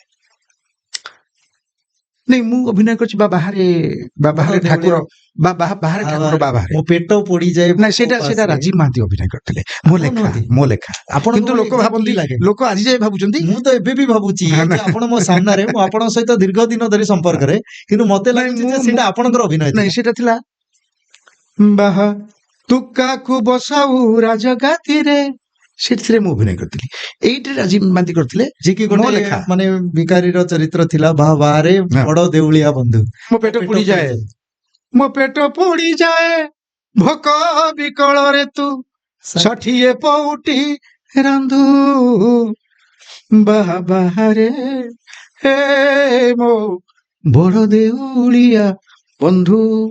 ଏଇଟା ରାଜୀବ ମାଥି ଅଭିନୟ କରିଥିଲେ, ପ୍ରଫୁଲ୍ଲ ବେହେରା ଗାଇଥିଲେ, ସଙ୍ଗୀତ ନିର୍ଦ୍ଦେଶକ ଥିଲେ ମଳୟ ମିଶ୍ର ଏବଂ ବିପିନ ବାରିକ। 2004 ମସିହାର କଥା। ଗୀତିକାର ଥିଲେ ପଞ୍ଚାନନ ନାୟକ। ଏବେ ପର୍ଯ୍ୟନ୍ତ ମୁଁ ଭ୍ରମର ଅଛି ଯେ ସେଥିରେ ଆପଣ ହିଁ ହଁ, ଲୋକ କରିଥିଲେ। ନାଇଁ ଲୋକ ବି ସେଟା ଆଜି ଭାବୁଛନ୍ତି ଆଜ୍ଞା। ସେ ଚରିତ୍ରଟି, ସେ ଫିଗରଟା ବେଳେବେଳେ ମୋ ସହିତ ମିଶିଯାଏ। ମିଶିଯାଏ। ଆଉ ସେଇ ଯୋଉ ଚରିତ୍ରର କଥା ବା ସେଇ ଚରିତ୍ର ଆପଣଙ୍କର ଅଭିନୟ ଏଇ ଯୋଉ ଚିହ୍ନ ଅଛି ସେଥିରେ ହଁ, ସେଟା ଅଛି। ହଁ, ସେଟା କୋଉଠି ନା କୋଉଠି ଲୋକମାନେ ବି ଆଜି ଯାଏ ସନ୍ଦେହରେ ଅଛନ୍ତି ସେଟା ପଞ୍ଚାନନ ନାୟକର ଅଭିନୟ, ପଞ୍ଚାନନ ନାୟକର ଗୀତ ରଚନା। ମୁଁ ଠିକ ଅଛି, ମୁଁ ବହୁତ ଭଜନରେ ଅଭିନୟ କରିଛି, ଲୋକମାନେ ଭଲ ପାଇବା ଦେଇଛନ୍ତି, କିନ୍ତୁ ସେଇ ଗୀତରେ ରାଜୀବ ମହାନ୍ତି କରିଥିଲେ। ଆପଣ ଗୋଟିଏ ଦିନରେ ଅନେକ ଗୀତ ରଚନା କରିବାର ରେକର୍ଡ ମଧ୍ୟ କରିଛନ୍ତି। ଆଉ ଯେତେବେଳେ ପ୍ରଶ୍ନ ହୁଏ ଆପଣ କୁହନ୍ତି କାଳିଆ ଯାହା କହୁଛି ମୁଁ ଲେଖିଦେଉଛି। ଭଗବାନଙ୍କ ଉପରେ ଆପଣଙ୍କର ଅଗାଧ ବିଶ୍ୱାସ, ସାଧନା ଓ ଆଧ୍ୟାତ୍ମିକ ଅନୁଭୂତି ଯୋଉଟା ଆପଣଙ୍କ ମନକୁ ଆନ୍ଦୋଳିତ କରେ, ଯାହା ଫଳରେ କି ସବୁ ଶ୍ରେୟ ଆପଣ ସେଇ ଜଗା କାଳିଆକୁ ଦେବାକୁ ଚାହାନ୍ତି, ନିଜେ କୌଣସି ଶ୍ରେୟ ନେବାକୁ ଚାହାନ୍ତିନି। ପ୍ରକୃତରେ ଆ ପଛର କାରଣ କଣ? ନାଇଁ, ମୁଁ କିଏ କରି କରାଉଥାଇ ସେଇ ତା ବିନୁ ଅନ୍ୟ ଗତି ନାହିଁ। ତ ଆପଣଙ୍କ ପ୍ରଶ୍ନ, ଆପଣଙ୍କ ଉତ୍ତର ଅଛି। ତେଣୁ ହେଲେ ବି ଯିଏ 7000 ଗୀତ ରଚନା କରିଛି ତା ମନରେ ନା କୌଣସି ଗୀତର ଭାବନା ଶ୍ରେୟ, ଆସୁ- କୌଣସି ଗୀତର ଶ୍ରେୟ, ଭାବନା ଟିକେ ବି ନାହିଁ। କୌଣସି ଗୀତର ଶ୍ରେୟ ଆଜି ଯାଏ ଗୀତିକାର ପଞ୍ଚାନନ ନାୟକ ନେଇନାହାନ୍ତି, କି ଆଗାମୀ ଦିନରେ ବି ହଜାର ଲକ୍ଷ ଗୀତ ଲେଖିଲା ପରେ ବି ପଞ୍ଚାନନ ନାୟକ ନେବେନି। ସ୍ୱର୍ଗଦ୍ୱାର ଯିବା ଯାଏ କହୁଥିବେ ମୁଁ ଶୂନ ମୋ କାଳିଆ ସହେ। ମୁଁ ସବୁବେଳେ ଶୂନଟି ହେରା ପାଇଁ ଯାଏ। ମୁଁ କି ଜାଣିନି, ମୁଁ କଣ ଜାଣିଛି ତା ବିଷୟରେ? ଏତିକି କଥା ସବୁ ଲେଖା ଯାଉଛି, ଏତେ ବଡ ବଡ କଥା ସବୁ ଲେଖା ହେଇଛି ଜଗନ୍ନାଥଙ୍କ ଭଜନରେ। ତ୍ୱାର ଜନମକୁ ହବୁ କି ମୋ ପୁଅ ମଶାଣି ଜୀବିତ କାନ୍ଧରେ ମୋ କଳା ଚାନ୍ଦରେ। ସମାଜର ଶେଷ ଧାଡି ମଣିଷ ପାଇଁ ଲେଖା ହେଲା, ମୋ ପେଟ ପୋଡିଯାଏ ଭୋକ ବିକଳରେ, ତୁ ଷାଠି ହେଇ ପୋଉଠି ରାନ୍ଧୁ, ବାବା ଆରେ ମୋ ଗଡ଼ ଦେଉଳିଆ ବନ୍ଧୁ। ଭିକାରୀକୁ ଯଦି ଭିକ ନ ମିଳିଲା ତୋର କଣ ଗଲା, ତୁ ତ ଷାଠି ହେଇ ପୋଉଠି ବାଲା। ଏଇ ଯୋଉ ଜିନିଷ, ବା ମୋ ଚାଳରେ ଝୁଲୁଛି ଖାଲି ଶିକା, ଲୁଣ ଥିଲେ ପୁଣି ନାହିଁ ଲଙ୍କା, ହେଲେ ତମ ଘରେ କେତେ ରନ୍ଧା ବଢା, କେତେ ଭାତ ଡାଲି କିଣା ବିକା ଏ ସଖା। ଏଇ ଯୋଉ କଥା, ଏଇଟା ହଉଛି ସମାଜର ଶେଷ ଧାଡି ମଣିଷର ବି କଥା। ଆଜି ବି ସମାଜର ଶେଷ ଧାଡି ମଣିଷଙ୍କର ମନରେ ଏଇ କଥା ନାହିଁ କି? ଅଛି। ଆମ ସମସ୍ତଙ୍କ ଭିତରେ କୋଉଠି ନା କୋଉଠି ଗୋଟେ ନଗଡା ଅଛି, ନିଶ୍ଚିତ ଗୋଟେ ଦୁଃଖ ଅଛି, ଗୋଟେ ଭୋକ ଅଛି, ଗୋଟେ ଶୋକ ଅଛି, ଗୋଟେ ଅବଶୋଷ ଅଛି, ଗୋଟେ ଦୀର୍ଘଶ୍ୱାସ ଅଛି। ତାହା ବି ବେଳେ ବେଳେ ରହିବା ଜରୁରୀ। ଆପଣଙ୍କ ରଚିତ ଭଜନ ସୁନା ଝୁଲଣାରେ ଝୁଲୁଛି, ହଁ, ଆଉ ସକାଳ ପ୍ରଣାମ ଘେନ ହେ ହେଇଛୁ ଚକା କାରଣ। ନୟନ। ଯେହେତୁ ମୁଁ ଗୀତରୁ ଆସୁନି, ହୁଏତ ମୋର ପଢିଲା ବେଳେ କୋଉଠି ଟିକେ ତ୍ରୁଟି ଆସୁଥିବ, ପ୍ରତ୍ୟେକ ଓଡ଼ିଆଙ୍କ ଭାବଧାରା ସହିତ ଜଡ଼ିତ ଏ ଦୁଇଟି ଗୀତ। ବିଶେଷ କରି ଯଦି ଦେଖିବା, ଏଇ ଯୋଉ ଯେତେବେଳେ ଆପଣ ଭକ୍ତି ରସର ସ୍ପର୍ଶ ଦିଅନ୍ତି, ଆଉ ବେଳେ ବେଳେ ରୋମାଣ୍ଟିକ ପଞ୍ଚାନନ ବି ହେଇଯାନ୍ତି, ଆଉ ବେଳେ ବେଳେ ଭାରି ଦୁଃଖ ବିରହରେ ପୁରା ଜର୍ଜରିତ ହେଇଯାନ୍ତି, ଏଇ ସବୁ ସମୟରେ ଆପଣଙ୍କ ମନର ଅବସ୍ଥା କେମିତି ଥାଏ? ଗୋଟେ କଥା ହେଲା, ଗୋଟିଏ ଦିନରେ 3 ପ୍ରକାର ଗୀତ କଣ ଲେଖା ଯାଇପାରିବ? Sure, why not? ଆପଣ ନିଜକୁ ଟ୍ରାନ୍ସଫରମେସନ କେତେ କରିପାରୁଛନ୍ତି, ତାହା ହିଁ ପ୍ରଥମ କଥା। ମୁଁ ଗୀତିକାର ପଞ୍ଚାନନ ନାୟକ ହେଇକି ବସିଛି, କବି ପଞ୍ଚାନନ ହେଇକି ବସିଛି, ରାଜନେତା ପଞ୍ଚାନନ ନାୟକ କହୁଛନ୍ତି ଯାକୁ, ସିଏ ବି ବସିଛି ଏଠି। ଆଜ୍ଞା ଏ ତିନିଟା ଚରିତ୍ରକୁ ଆପଣ କେବେ ଦେଖୁଛନ୍ତି ନା ନାଇଁ? ଆଜ୍ଞା ମତେ କବିତାର କଥା କହିଲେ ମୁଁ ନଗରାକୁ ପଳେଇବି, ଅନେକ ରାଧାକୁ ପଳେଇବି, ନଷ୍ଟ ପ୍ରେମକୁ ପଳେଇବି, ଈଶ୍ୱର ତୁମେ ଶୋଇପଡ ପଳେଇବି। ଗୀତ କଥା କହିଲେ ମୁଁ ମୋନାଲିସାକୁ ପଳେଇବି, ଚିଠି ମୋର ଆସିଲାନି ପଳେଇବି, ସଞ୍ଜନ ହେଇଗଲେ ପଳେଇବି, ସାଧବ ବୋଉକୁ ପଳେଇବି, ତ ହୃଦୟ କିଛି କହିଲା ପଳେଇବି। କେମିତି ହଉଛି? ଇଏ ହଉଛି ଇମିଡିଏଟ ସୁଇଚେବଲ। ୟେସ୍, ସେଇଟା ହଉଛି ଜଣେ ଅରିଜିନାଲ କ୍ରିଏଟରର ଚତୁରପଣ, ଚତୁରତାର ପରିଚୟ। ମୁଁ ଗୋଟିଏ ଦିନରେ ତ ଲେଖିଛି, ରେକର୍ଡ କରିଛି, 24ଟା ଗୀତ ଲେଖିଛି। କେମିତି ହେଲା? ହାଉ ଇଟ୍ ପସିବଲ? କାଳିଆ। ୟେସ୍। ତେଣୁ କେତେବେଳେ ନିଜକୁ ଏତେ ଇଏ ଭାବନି, ତମେ କିଏ ମୁଁ କିଏ, ଗୋଟେ ଫ୍ରେକ୍ସନ ମୋମେଣ୍ଟରେ ସବୁ ଅସୁବିଧା ହେଇଯିବ, ସବୁ ଚେଞ୍ଜ ହେଇଯିବ। ଜଗନ୍ନାଥଙ୍କ ପରମ କୃପା ଅଛି, ମା ଶାରଳାଙ୍କର କୃପା ଅଛି, ମୋ ମାଟିର ଲୋକଙ୍କର ଆଶୀର୍ବାଦ ଅଛି, ଓଡିଶା ଜନସାଧାରଣଙ୍କର ଶ୍ରୋତାମାନଙ୍କର ମହାନ ଆଶୀର୍ବାଦ ଅଛି, ଶୁଭକାମନା ଅଛି, ଯେ ଗୀତିକାର ପଞ୍ଚାନନ ନାୟକ ଆମ ପାଇଁ ଲେଖୁଛନ୍ତି, ଭଲ ଲେଖୁଛନ୍ତି, ତାଙ୍କୁ ଆଶୀର୍ବାଦ ଦବା। ବାସ୍, କେବଳ ଏତିକି। କେବଳ କଲମ ଧୋଇଲି, ମାଙ୍କୁ ଡାକିଲି, କାଳିଆକୁ ଡାକିଲି, ମତେ କାଳିଆ ଦଉଛି କଣ ଭାତ, ମତେ ଶାରଳା ଦଉଛି ଗୀତ, ଏ କଥା ନିହାତି ସତ। ବଢିଆ ଲାଗେ। ତେଣୁ କଥା ହଉଛି ସେଇଟା, ମୁଁ ନିଜକୁ କେବେ ଆଜି ଯେତେ ଗୀତିକାର ବୋଲି ଭାବିନି। ମତେ ସମସ୍ତେ କହୁଛନ୍ତି ପଞ୍ଚାନନ ନାୟକ ଏତେ ଗୀତ ଲେଖିଲା ପରେ ଗୀତିକାର ବୋଲି କହୁନା ନିଜକୁ, ମୁଁ କମନ କିଛି ନାହିଁ। ଆପଣ ତ ମୋ ସହିତ ବହୁତ ଦୀର୍ଘ ଦିନ ବସୁଛନ୍ତି, 15 ବର୍ଷ ହେଲା ମିଶୁଛନ୍ତି, ଆପଣ ପଞ୍ଚାନନ ନାୟକ ମାପିଥିବେ। ଯୋଉଠି ବି ଯୋଉ ପ୍ରକାର ଭାବ। ବେଳେବେଳେ ଆପଣ ବସିଥିବେ ଚାଲୁଥିବା ବୁଲୁଥିବା ଚା ପିଲା ବେଳେ ବି ଗୀତ ଲେଖି ଦିଅନ୍ତି। ଆମେ ବି କେତେଥର ଆପଣଙ୍କ ସହିତ ଗୁଣଗୁଣ ଗୋଟେ କିଛି କଥା କହିଥିଲୁ ଆପଣ ତାକୁ ଗୀତରେ ଗାଇ ଦିଅନ୍ତି। ହଁ। ଏଇ ଯୋଉ କଳାଟି ଡେଭଲପ ହେଇଛି ବହୁତ ଖୁସି ବି ଲାଗେ। ଆମେ ବି ମନେ ଅଛି କେବେ କେବେ ଚା ପିଲା ବେଳେ ଗୋଟେ କଣ ଶବ୍ଦ କହିଦବୁ ଆପଣ ତାକୁ ଗୀତ କରିଦେବେ। ନାଇଁ ଏଟା କଳା ନୁହେଁ, ଆଶୀର୍ବାଦ। କଳା ଜିନିଷ ଅଲଗା, ଆଶୀର୍ବାଦଟା ଅଲଗା। ମୁଁ ସବୁବେଳେ ତା ଭିତରେ ଭିଜିକି ରହେ, ହଜିକି ରହେ, ମଜିକି ରହେ, ତଲ୍ଲୀନ ହେଇକି ରହେ। ତେଣୁ ମୁଁ ଏବେ ଏବେ ମହାପ୍ରଭୁ ଅଣସର ଘରେ ଅଛନ୍ତି, ଆଜ୍ଞା ଅଛନ୍ତି। ମତେ ଏବେ ପ୍ରତିଦିନ ସକାଳ ରାତି ପାଇଲେ 2 ଜଣ 3 ଜଣ ଲୋକ ଆସୁଛନ୍ତି ମୋ ଘରକୁ। ଆଜ୍ଞା 2ଟା ଭଜନ ଦରକାର, ଆଜ୍ଞା 2ଟା ଭଜନ ଦରକାର। କମ ସେ କମ ଗୀତିକାର ପଞ୍ଚାନନ ନାୟକର ରଥଯାତ୍ରା ତ 50ଟି ଭଜନ ଆସିବ, 50ଟି ଭଜନ ଆସିବ। ତ ଏଇଟା ସମ୍ଭବ କେମିତି ହଉଛି, କେମିତି ଲେଖୁଛି? ତେଣୁ ସବୁବେଳେ କଥା ହେଲା ମୁଁ ତା ଭିତରେ ଭିଜିକି ରହୁଛି, ମହାପ୍ରଭୁଙ୍କ ପ୍ରେମରେ ଭାବରେ ରହୁଛି। ମୁଁ ଉପରକୁ ଯାହା ଦେଖାଯାଉଛି ତାହା ନୁହେଁ, ମୋ ଭିତର ପଞ୍ଚାନନ ନାୟକ ଗୋଟେ ଚିହ୍ନିବା ଦରକାର ନା ଆପଣଙ୍କୁ। ଖାଲି ପଞ୍ଚୁ ଭାଇ ଅମକେଇ ଗଲେ, ପଞ୍ଚୁ ଭାଇ ସମକେଇ ଗଲେ, ପଞ୍ଚୁ ଭାଇ ଏଠି ବସିଲେ, ପଞ୍ଚୁ ଭାଇ ସେଠି ବସିଲେ, ନା ନା, ତା ଭିତରେ ଗୋଟେ ଅଲଗା ଚରିତ୍ରଟେ ଅଛି। ସେ କଥାକୁ ଜାଣନ୍ତୁ, ସେଇ ଚରିତ୍ରକୁ ଚିହ୍ନନ୍ତୁ, ଆଉ ଚିହ୍ନିବା ଜରୁରୀ। ଆପଣଙ୍କର ଅନେକ ସଫଳ ଗୀତ ଆଜି ବି ଲୋକଲୋଚନରେ ଗୁଞ୍ଜରିତ ହୁଏ। ସମସ୍ତେ ଗୁଣଗୁଣାନ୍ତି, ଯିଏ ବି ଏପିସୋଡ ଦେଖୁଥିବେ ସେ ବି ଗୁଣଗୁଣଉଥିବେ। ଭାଉଜଙ୍କୁ ଆଗରୁ କ୍ଷମା ମାଗିଦଉଛି। ପ୍ରକୃତରେ ମୋନାଲିସା କିଏ ଥିଲା? ଦେଖନ୍ତୁ ମୁଁ ତ କାଳ୍ପନିକ ନାଇଁ, ଅଧିକାଂଶ ସମୟରେ ଏ ପ୍ରଶ୍ନର ବାଣରେ ମତେ ମାନେ କାଳିଆ ମାଳିଆ ପାଉଁଶ କରିଦେଇଛ, ବାଣ ଫୁଟା ହେଇଛି। ତେଣୁ ମୁଁ ସବୁବେଳେ କହିଛି ନା, ଇଟ୍ ମେ ବି ରାଇଟ୍ ଅର୍ ରଙ୍ଗ, କେହି ଜଣେ ଥିଲା ବା ନଥିଲା, ବା କେବେ କୋଉଠି ଆନ୍ସର ନାହିଁ, ସିଧା ହେଲେ ଟିକେ ଭଲ ହୁଅନ୍ତା। ନାଇଁ କେବେ କୋଉଠି ଗୀତିକାର ପଞ୍ଚାନନ ନାୟକ ଝୁଣ୍ଟି ପଡିଥିବ, କୋଉ ମୋନାଲିସା କାହା ସାମ୍ନାରେ ଆସିଯାଇଥିବ। ଛାଇକୁ ଦେଖିକି କେତେବେଳେ ଗୀତିକାର ପଞ୍ଚାନନ ନାୟକ ଝୁଣ୍ଟି ପଡିଥିବ, ବା କାହାର ପଦିଏ କଥାରେ ଗୀତିକାର ପଞ୍ଚାନନ ନାୟକ ବିଭୋର ହେଇଯାଇଥିବ, ବା କାହାର ଟିକିଏ ଚାହାଣୀରେ ଟିକିଏ ଇଶାରାରେ ଗୀତିକାର ପଞ୍ଚାନନ ନାୟକ ତରଳି ଯାଇଥିବ। ତେଣୁ ସେଟା ଗୋଟେ ବିଭୋର ମୁହୂର୍ତ୍ତର କଥା ଏବଂ ଗୋଟେ ଏକଲାପଣର କଥା। ତେଣୁ କୋଉଠି ନା କୋଉଠି ତ କେହି ଜଣେ ଥାଏ ବା ନଥାଏ। ମତେ କିନ୍ତୁ ଫିଲ୍ ହୁଏ ବେଳେ ବେଳେ ମୋନାଲିସା ଏକ ଚରିତ୍ର ନୁହେଁ, କାଳ୍ପନିକ ବି ନୁହେଁ। ମୋନାଲିସା ମୋ ପଛପଟର ଗୋଟେ ବଳୟ, ବହୁତ ବଡ଼ ବଳୟ। ବୋଧହୁଏ ଗୀତିକାର ପଞ୍ଚାନନ ନାୟକ କୋଉଠି ନା କୋଉଠି ଛାଇ ଦେଇ ଆସୁଛି, କୋଉଠି ନା କୋଉଠି ସତର୍କ କରି ଆସୁଛି, କୋଉଠି ନା କୋଉଠି ବାଟ ଚାଲିବା ପାଇଁ ସାହସ ଦଉଛି। ସେଟା ହଉଛି ମୋନାଲିସା। ତିହୁଡି ଗାଁରୁ ଭୁବନେଶ୍ୱର, ଓଡ଼ିଶାର ଘରେ ଘରେ ପରିଚିତ। ଏ ଯେବେ ଯାତ୍ରା ଆରମ୍ଭ କରିଥିଲେ, ଆପଣଙ୍କର ପିଲାଦିନ, ବାପା ମାଙ୍କର ସପୋର୍ଟ, ଆପଣଙ୍କର ଭାଇ ଭଉଣୀ ମାନଙ୍କର ସହଯୋଗ, ସାଙ୍ଗମାନଙ୍କର ଥଟ୍ଟା ପରିହାସ, କେମିତି କଣ ସବୁ ତାକୁ ଦେଇକି ଆପଣ ଗତି କରିଥିଲେ? ଦେଖ, ମୁଁ ପିଲାଦିନକୁ ଯିବା ପାଇଁ ଚାହୁଁନି, ବା ପିଲାଦିନକୁ କହିଲେ ତ ବଡ଼ କଷ୍ଟ, ନ କହିଲେ ବି କଷ୍ଟ। ଏମିତି ଏକ ଦୁଃଖର କୋଠରୀ ଭିତରେ ଗୀତିକାର ପଞ୍ଚାନନ ନାୟକର ଜୀବନ ଆରମ୍ଭ ହେଇଛି। ଜୀବନକୁ ମୁଁ ଭେଟିଛି ବହୁତ ଭୋକରେ, ବହୁତ ଶୋକରେ, ବହୁତ ଲୁହରେ, ଏବଂ ଗୋଟେ ଅନାବନା କଦର୍ଯ୍ୟ ଜୀବନକୁ ନେଇ ମୋ ପିଲାଦିନ କଟିଛି। ସଂଘର୍ଷ କଣ ମୋ ଠାରୁ କିଏ ଆଉ ବେଶୀ କହିବ? ଭୋକର ମାରାତ୍ମକ କେତେ ଭୋକଟା, ସେ କଥା ମୁଁ ଅଙ୍ଗେ ନିଭେଇଛି। ତେଣୁ ବେଳେ ବେଳେ ଭାବେ ଜୀବନ କୋଉଠି ନା କୋଉଠି ତ ମତେ ଠକିଛି, ଏବଂ ସେ ଠକିଛି ବୋଲି ବୋଧ ହୁଏ ମତେ ହସିବାକୁ ବାଧ୍ୟ କରୁଛି। ଏବଂ ଜୀବନକୁ ବହୁତ ପାଖରୁ ଦେଖିଥିବା ଲୋକଟା ଯେତେବେଳେ ବହୁତ ପଛକୁ ଫେରିଯାଏ, ତାର ସଂଘର୍ଷର ଦିନକୁ ଫେରିଯାଏ, ସେତେବେଳେ ସେ ଏକଲା ହେଇଯାଏ, ନୀରବ ହେଇଯାଏ, ଏବଂ ନିଜକୁ କୋଉଠି ନା କୋଉଠି ଜାକି ହେଇକି ଗୋଟେ ବରଗଛର ଥୁଣ୍ଟା ବରଗଛ ତଳେ ନିଜକୁ ଅବସ୍ଥାପିତ କରିବା ପାଇଁ ବାଧ୍ୟ କରେ।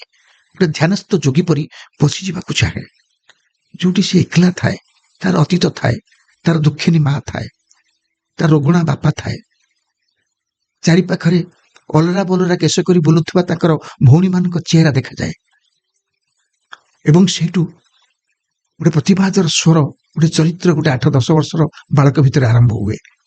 ଯୋଉଠୁ ଆରମ୍ଭ ହୁଏ, ଯୋଉଠି ତିଆରି ହୁଏ, ସଳଖ ଭାବରେ ଠିଆ ହୁଏ ଗୀତିକାର ପଞ୍ଚାନ ନାୟକ। ଦିସ୍ ଷ୍ଟୋରି ନୁହେଁ, କାହାଣୀ ନୁହେଁ, ସତ କଥା। ଇଏ ହେଉଛି ମୋ ଜୀବନ ଏବଂ ମୁଁ ବହୁତ କମ୍ ଏ କଥାକୁ ପ୍ରକାଶ କରିଛି କୋଉଠି। ହଁ, ଆଜି ଗୋଟେ ସୁଯୋଗ ମିଳିଛି, କିଛି କଥା ବାହାରି ଯାଉଛି, ମୁଁ କହିଦଉଛି। ଯୋଉଟା ଏବେ ଆସୁଛି ମୋର ଆତ୍ମଜୀବନୀ ମାଟିଆ, ଆଜି ଏଯାଏଁ ଜିଇଥିବା ଜୀବନ ମାଟିଆ ବହିଟେ।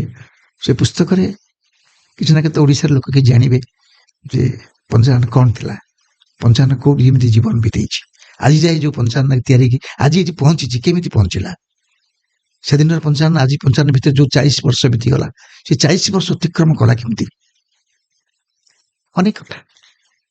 ଏ ଯୋଉ ଛୋଟ ବେଳର କାହାଣୀଟି ଆପଣ ବର୍ଣ୍ଣନା କଲେ, ନିହାତି ସେଇଭଳି ବିଷମ ପରିସ୍ଥିତି ଦେଇକରି ଆପଣ ଗତି କରିଥିବେ।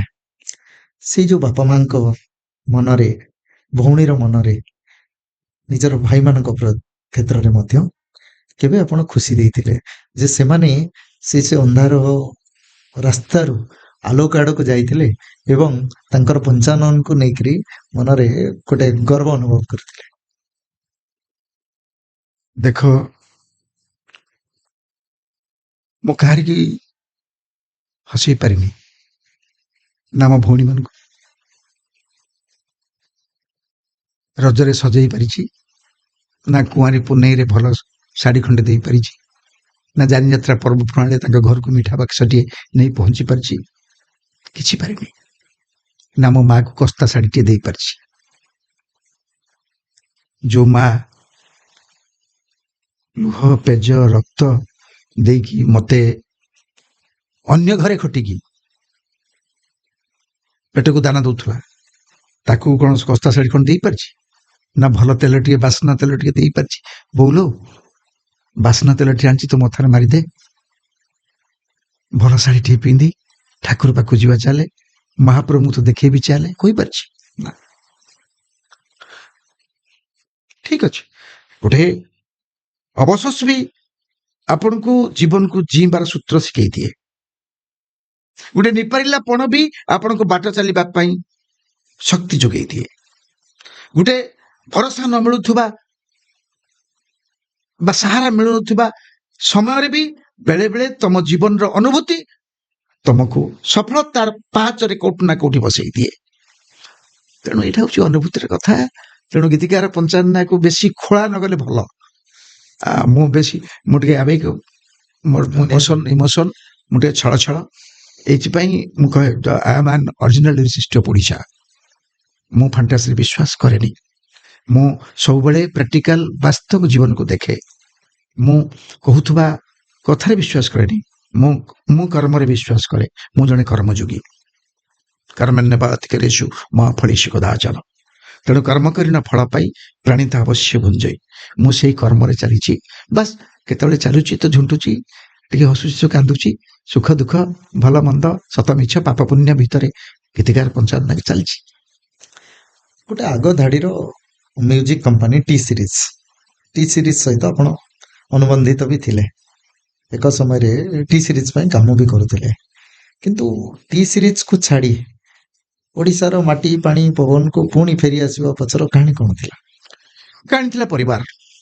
କାହାଣୀ ଥିଲା ପରିବାର। ପରିବାରକୁ 1919 ଆବଶ୍ୟକତା ହଁ, 1919 ମହାବାତ୍ୟା ଆଜ୍ଞା ଗୋଟେ ଦୁଃଖର ସମୟ ସାରା ଓଡ଼ିଶା ପାଇଁ, କେବଳ ମୋ ପାଇଁ ନୁହେଁ କି ମୋ ପରିବାର ପାଇଁ ନୁହେଁ। ଆଉ ସେତେବେଳେ ବାପା ବହୁତ ରୋଗଣା ଥିଲେ, ବୋଉର ବି ଗୁଡ଼ାଏ ରୋଗରେ ଆକ୍ରାନ୍ତ ଥିଲେ ଏବଂ ମୋର 2ଟା ପୁଅ ହେଇସାରିଥିଲେ, ସେତେବେଳକୁ ଛୋଟ ଛୋଟ ଥିଲେ। ତାଙ୍କୁ ଛାଡ଼ିକି ଏ ପରିସ୍ଥିତିରେ ମୁଁ ଭାବିଲି ଟିସୁରୁ ଫେରି ଆସିଲା ପରେ ଓଡ଼ିଶାରେ ରହିଯିବି।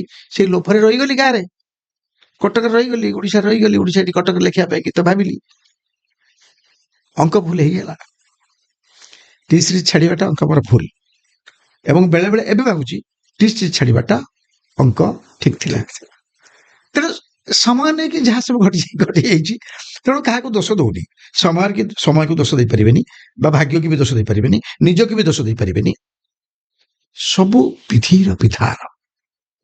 ମହାପ୍ରଭୁଙ୍କ ଇଚ୍ଛା ଥିଲା ଯେ ପଞ୍ଚୁଆ ଓଡ଼ିଶାରେ ରହୁ, ଓଡ଼ିଶାରେ ଭଜନ ଲେଖୁ, ମୋ ଭଜନ ଲେଖୁ, ଏଇଠି ରହୁ, ଏଇଠି ପିଲା ଛୁଆଙ୍କୁ ପାଠ ପଢଉ, ମଣିଷ କରୁ, ବାପା ମାଙ୍କ ସେବା କରୁ। ଆମର ଓଡ଼ିଶାର ଅସ୍ମିତା ଆପଣଙ୍କ ରାଜନୈତିକ ଦଳର ଟ୍ୟାଗ ଲାଇନ୍, ଏ ଯୋଉ ଓଡ଼ିଶାର ସଂସ୍କୃତିକୁ ବିଶ୍ୱ ସ୍ତରରେ ପରିଚିତ କରିବା ପାଇଁ ପ୍ରକୃତରେ କଳାକାରମାନେ କ'ଣ କରିବା ଆବଶ୍ୟକ? କଣ କରିବା, କଣ କରୁଛନ୍ତି ତ, ଅସୁବିଧା କୋଉଠି ଅଛି? ବାସ୍ ବିଶ୍ୱ ସ୍ତରରେ ଓଡ଼ିଆ ସାହିତ୍ୟ ପହଞ୍ଚିଛି, ଓଡ଼ିଆ କବିତା ପହଞ୍ଚିଛି, ଓଡ଼ିଆ ଗୀତ ପହଞ୍ଚିଛି, ଓଡ଼ିଆ ଉପନ୍ୟାସ ପହଞ୍ଚିଛି, ଓଡ଼ିଆ ପ୍ରବନ୍ଧ ପହଞ୍ଚିଛି, ଓଡ଼ିଶାର କାଳୁ କଳା କାର୍ଯ୍ୟ ପହଞ୍ଚିଛି। ଓଡ଼ିଶାରେ ଏମିତି କୋଉ ଜିନିଷ ନାହିଁ ମୋ ଯାହା ବିଶ୍ୱରେ ନାହିଁ। ମୋ ମାଟି ନିଆରା, ମୋ ମାଟି ଉତ୍କୃଷ୍ଟ ମାଟି, ଓଡ଼ିଶା ଉତ୍କଳ।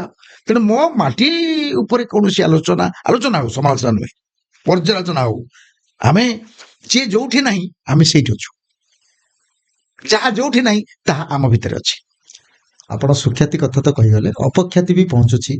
କାରଣ ସୋସିଆଲ ମିଡ଼ିଆ ଯୁଗରେ ଯେତେବେଳେ କି ଓଡ଼ିଶାରେ କୌଣସି ଆୱାର୍ଡ ଦିଆଯାଉଛି, ଓଡ଼ିଶାର ସିନେ ତାରକା ହୁଅନ୍ତୁ କିମ୍ବା ଗୀତିକାର ହୁଅନ୍ତୁ, ତାଙ୍କୁ ସମ୍ବର୍ଦ୍ଧିତ କରାଯାଉଛି, ତାକୁ ନେଇକି ବହୁତ ଗୁଡ଼ାଏ ବୟାନବାଜି ବି ହେଉଛି, ଲୋକମାନଙ୍କ ଠାରୁ ଭାରି ଛିଛାକର ମଧ୍ୟ ଶୁଣିବାକୁ ବି ମିଳୁଛି। ଏଇ କିଛି ଦିନ ପୂର୍ବରୁ ଓଡ଼ିଶା ସିନେ ଆୱାର୍ଡ ଗଲା। ସିନେ ଆୱାର୍ଡରେ ନାଇଁ ଜଣେ 35 ବର୍ଷ ଧରି କାର୍ଯ୍ୟରତ ଥିବା ଜଣେ ହାସ୍ୟ ଅଭିନେତା, ଯିଏକି ଚରିତ୍ର ଅଭିନେତା ଭାବେ ବି ଜଣାଶୁଣା, ତାଙ୍କୁ ବେଷ୍ଟ ଆକ୍ଟର ଆୱାର୍ଡ ମିଳିଲା। ତାକୁ ନେଇକିରି ଆପଣଙ୍କ ସିନେ ଜଗତର କିଛି ଅନ୍ୟ କଳାକାର ମାନେ, ସାଥୀ କଳାକାର ମାନେ ତାଙ୍କର ମାନେ ତାକୁ ବିରୋଧ କଲେ, ତାକୁ କୋଉଠି ନା କୋଉଠି ଭୁଲ ବୋଲି, ରାଜନୈତିକ ଉଦ୍ଦେଶ୍ୟ ପ୍ରଣୋଦିତ ବୋଲି କହିଲେ। ପ୍ରକୃତରେ ଏହା ଦ୍ୱାରା କ'ଣ ଏ ଓଡ଼ିଆ ଯୋଉ ଆମେ ସଂସ୍କୃତି ନଷ୍ଟ ନାଇଁ ହଉନି? ନା, ପ୍ରଥମ କଥା ହେଲା ଆମେ କାହିଁକି କାହାକୁ ଅଯୋଗ୍ୟ ବୋଲି ଭାବିବା? ତାର କ'ଣ ହକ୍ ନାହିଁ? ସେ କ'ଣ ଯୋଗ୍ୟ ନୁହେଁ? ପ୍ରଥମେ ସମୀକ୍ଷା କରାଯାଉ। ଠିକ ଅଛି, କୋଉଠି ନା କୋଉଠି ଏଇସବୁ କଳା, ବିଶେଷ କରି କଳା କ୍ଷେତ୍ରରେ, ସାହିତ୍ୟ କ୍ଷେତ୍ରରେ, ସିନେମା ଜଗତରେ କୋଉଠି ନା କୋଉଠି ଟିକେ ଏପଟ ସେପଟ ହବ, 99 ହବ, 98 ହବ। ଏ ତ ଆଜି ନୁହେଁ, ଏ ତ ଆବାହ ମାନ କାଳରୁ, ଇଏ ତ ଚଳଚ୍ଚିତ୍ର ଆରମ୍ଭ ଦିନରୁ ଅଛି, ସଙ୍ଗୀତ ଆରମ୍ଭ ଦିନରୁ ଏଇଟା ଅଛି। ଖାଲି ଏଇଠି ନୁହେଁ, ଓଡ଼ିଶାରେ ନୁହେଁ, ସର୍ବଭାରତ ସ୍ତରରେ, ସାରା ପୃଥିବୀରେ ଏଇଟା ଅଛି। ଠିକ ଅଛି, ସୋସିଆଲ ମିଡ଼ିଆ ଯୁଗରେ, ସୋସିଆଲ ମିଡ଼ିଆ ତ ନା ବେଳେବେଳେ ଆମକୁ ଆକ୍ରାନ୍ତ କରିଦଉଛି। ଆମେ ସୋସିଆଲ ମିଡ଼ିଆକୁ ଯୋଉ ହିସାବରେ ବ୍ୟବହାର କରିବା କଥା ତାହା ଆମେ କରୁନାହାନ୍ତି, ଆମେ ଅପଚୟ କରୁଛନ୍ତି, ଅପବ୍ୟବହାର କରୁଛନ୍ତି।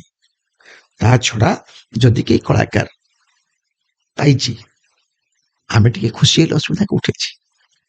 ଯଦି ମୁଁ ପାଇନି, ହୁଏତ ଆଗାମୀ ଦିନରେ ମୋ ସମୟ ଆସୁଛି।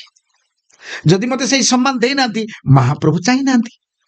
ଯଦି ମହାପ୍ରଭୁ ଚାହିଁଛନ୍ତି, ମୁଁ ଦିଟା ଆୱାର୍ଡ ପାଇଛି।